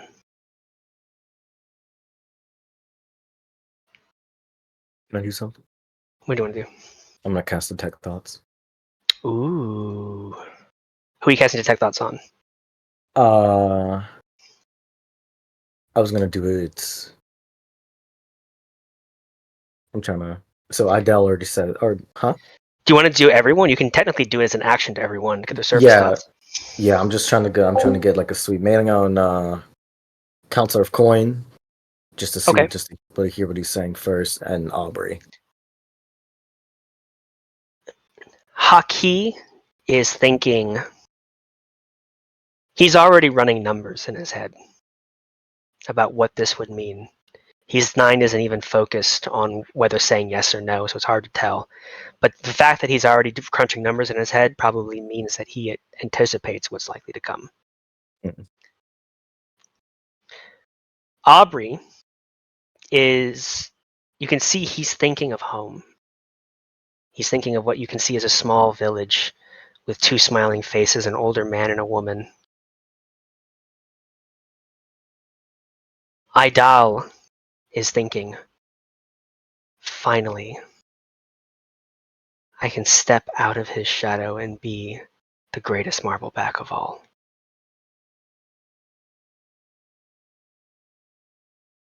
Raref his mind is rather blank. He just seems to be thinking, basically, this is it.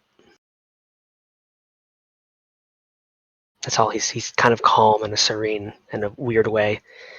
Swords on shield.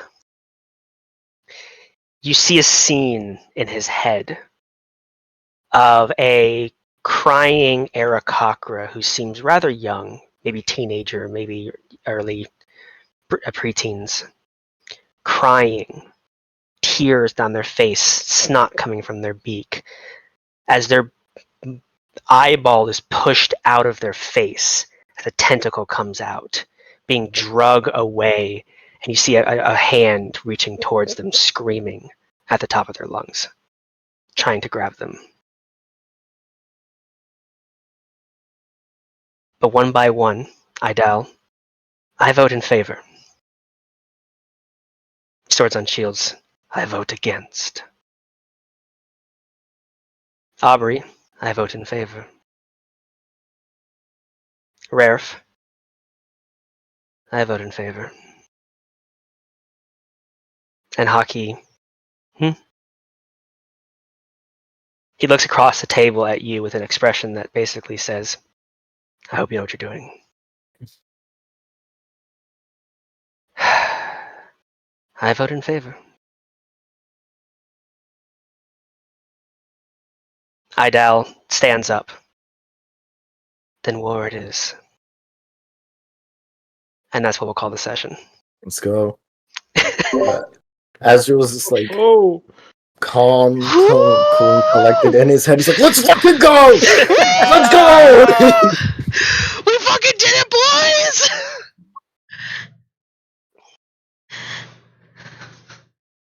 This is intense totally wasn't session. listening. Yeah. Totally wasn't listening to a particular song from Batman while that was going on.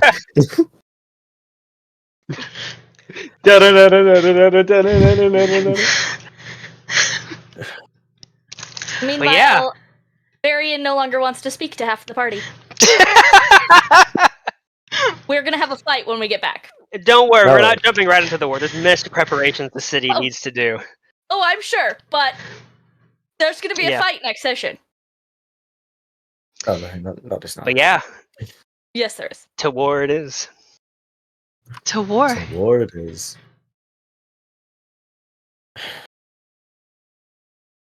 Azrael took all that shit for Ophelia. All of it. Every little fucking bit of it. He's like, I'm not It's telling not over you. yet either. Yeah, he's like, The council may have voted for war, but you do not have their support. They are I very know. angry at you guys. Yeah, it makes complete sense.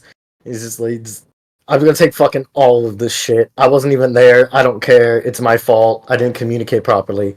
This is mine. This is my bad. Fenrir is like, yeah, this is the shit I was talking about.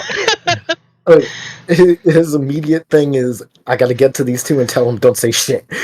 What's so fun is I'll spoil this because it's not going to really ever come up. What won Aubrey over was the fact that when you were given the chance to throw someone else under the bus or to name the accused, you stood by and said, I'm responsible. And that's what impressed him. It was a really, really, really good character moment. It spoke volumes of Azrael. I liked that moment too. So that's what you call strong leadership right there. Yeah. That was an intense session. It went from, yeah, we're the greatest to, fuck, I'm gonna die. Just the gears turning in Azrael's head as he realized what's about to happen. He's like, What'd you say? You peeked. Give me that stone. Yeah. I gotta go warn the counselors. Yeah, it's probably going to be a lot of in-party conversation here next session. No, there's Yep. not. I'm gonna yell at them and then avoid them and not talk to them for the rest of the little while. Varian Azra's is not going to be very happy. mad. Azra's not going to be happy with that at all. If that happens. Fenrir is so proud of you. Ophelia is so very proud of proud Ophelia. and happy and is excited and just feeling good with everyone. Well, half the party as of right now. She doesn't know where Azrael and Varian went off to. She literally didn't I'm sure they're even, like, fine. yeah, they're fine. Everything's it's whatever. We're good. Everything's good. You know they've been gone for a while. No, they're okay. I'm sure they're just outside the doors being lifted up by a crowd of cheering people. Oh, they're not at the group orgy. That's is that not happening? Come on, everybody, to the orgy! Yeah! Yeah, no.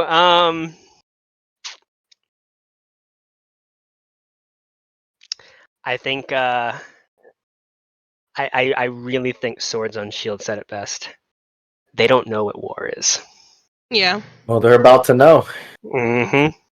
It's Look. Remember, this is a Grimdark game. Yeah. You were gonna say something, baby? it's just such a good narrative. Like, it's such a good narrative. Like, you have, like, Swords on Shield is so valid. Like it's so valid. They have a beautiful, functioning, thriving society. Like, it is completely valid that, like, war, especially this war, to an extent, it's unnecessary. Like, I stand by what Ophelia said and the idea that your enemy is next door. You're never actually safe. Like, you have a problem, and it's going to become a big problem. You have to nip it in the bud. So it's like, congratulations, but if you play it safe, you play it too safe, you actually can hurt yourself. You can damn future generations. But at the same time, it's completely valid that a soldier who has seen so much blood and pain doesn't want to put his people through that. Like, it's such a good narrative, and then at the same time you have Idel and, like, wanting to take back their home and wanting to I mean, she has selfish reasons, but you know what I mean, like, reclaiming your homeland, like your motherland, and all of that. Not just that, but the prospects of connecting the realms again. Like, it's progress, it's future, it's innovation, it's time. It's so good, Donnie. It's so good. I love it. I've been sitting on this forever. I love it. Fuck. That's what I love about this moment. There are no villains. Yeah. No one's wrong here. Yeah. It went from we're not in control to who's in charge. Like, Yeah. Oh, Yeah. I'm still streaming. Let me turn off the stream. Bye, Good stream. session, everybody. Thanks for watching, See you next stream. week. Good night, y'all. Bye.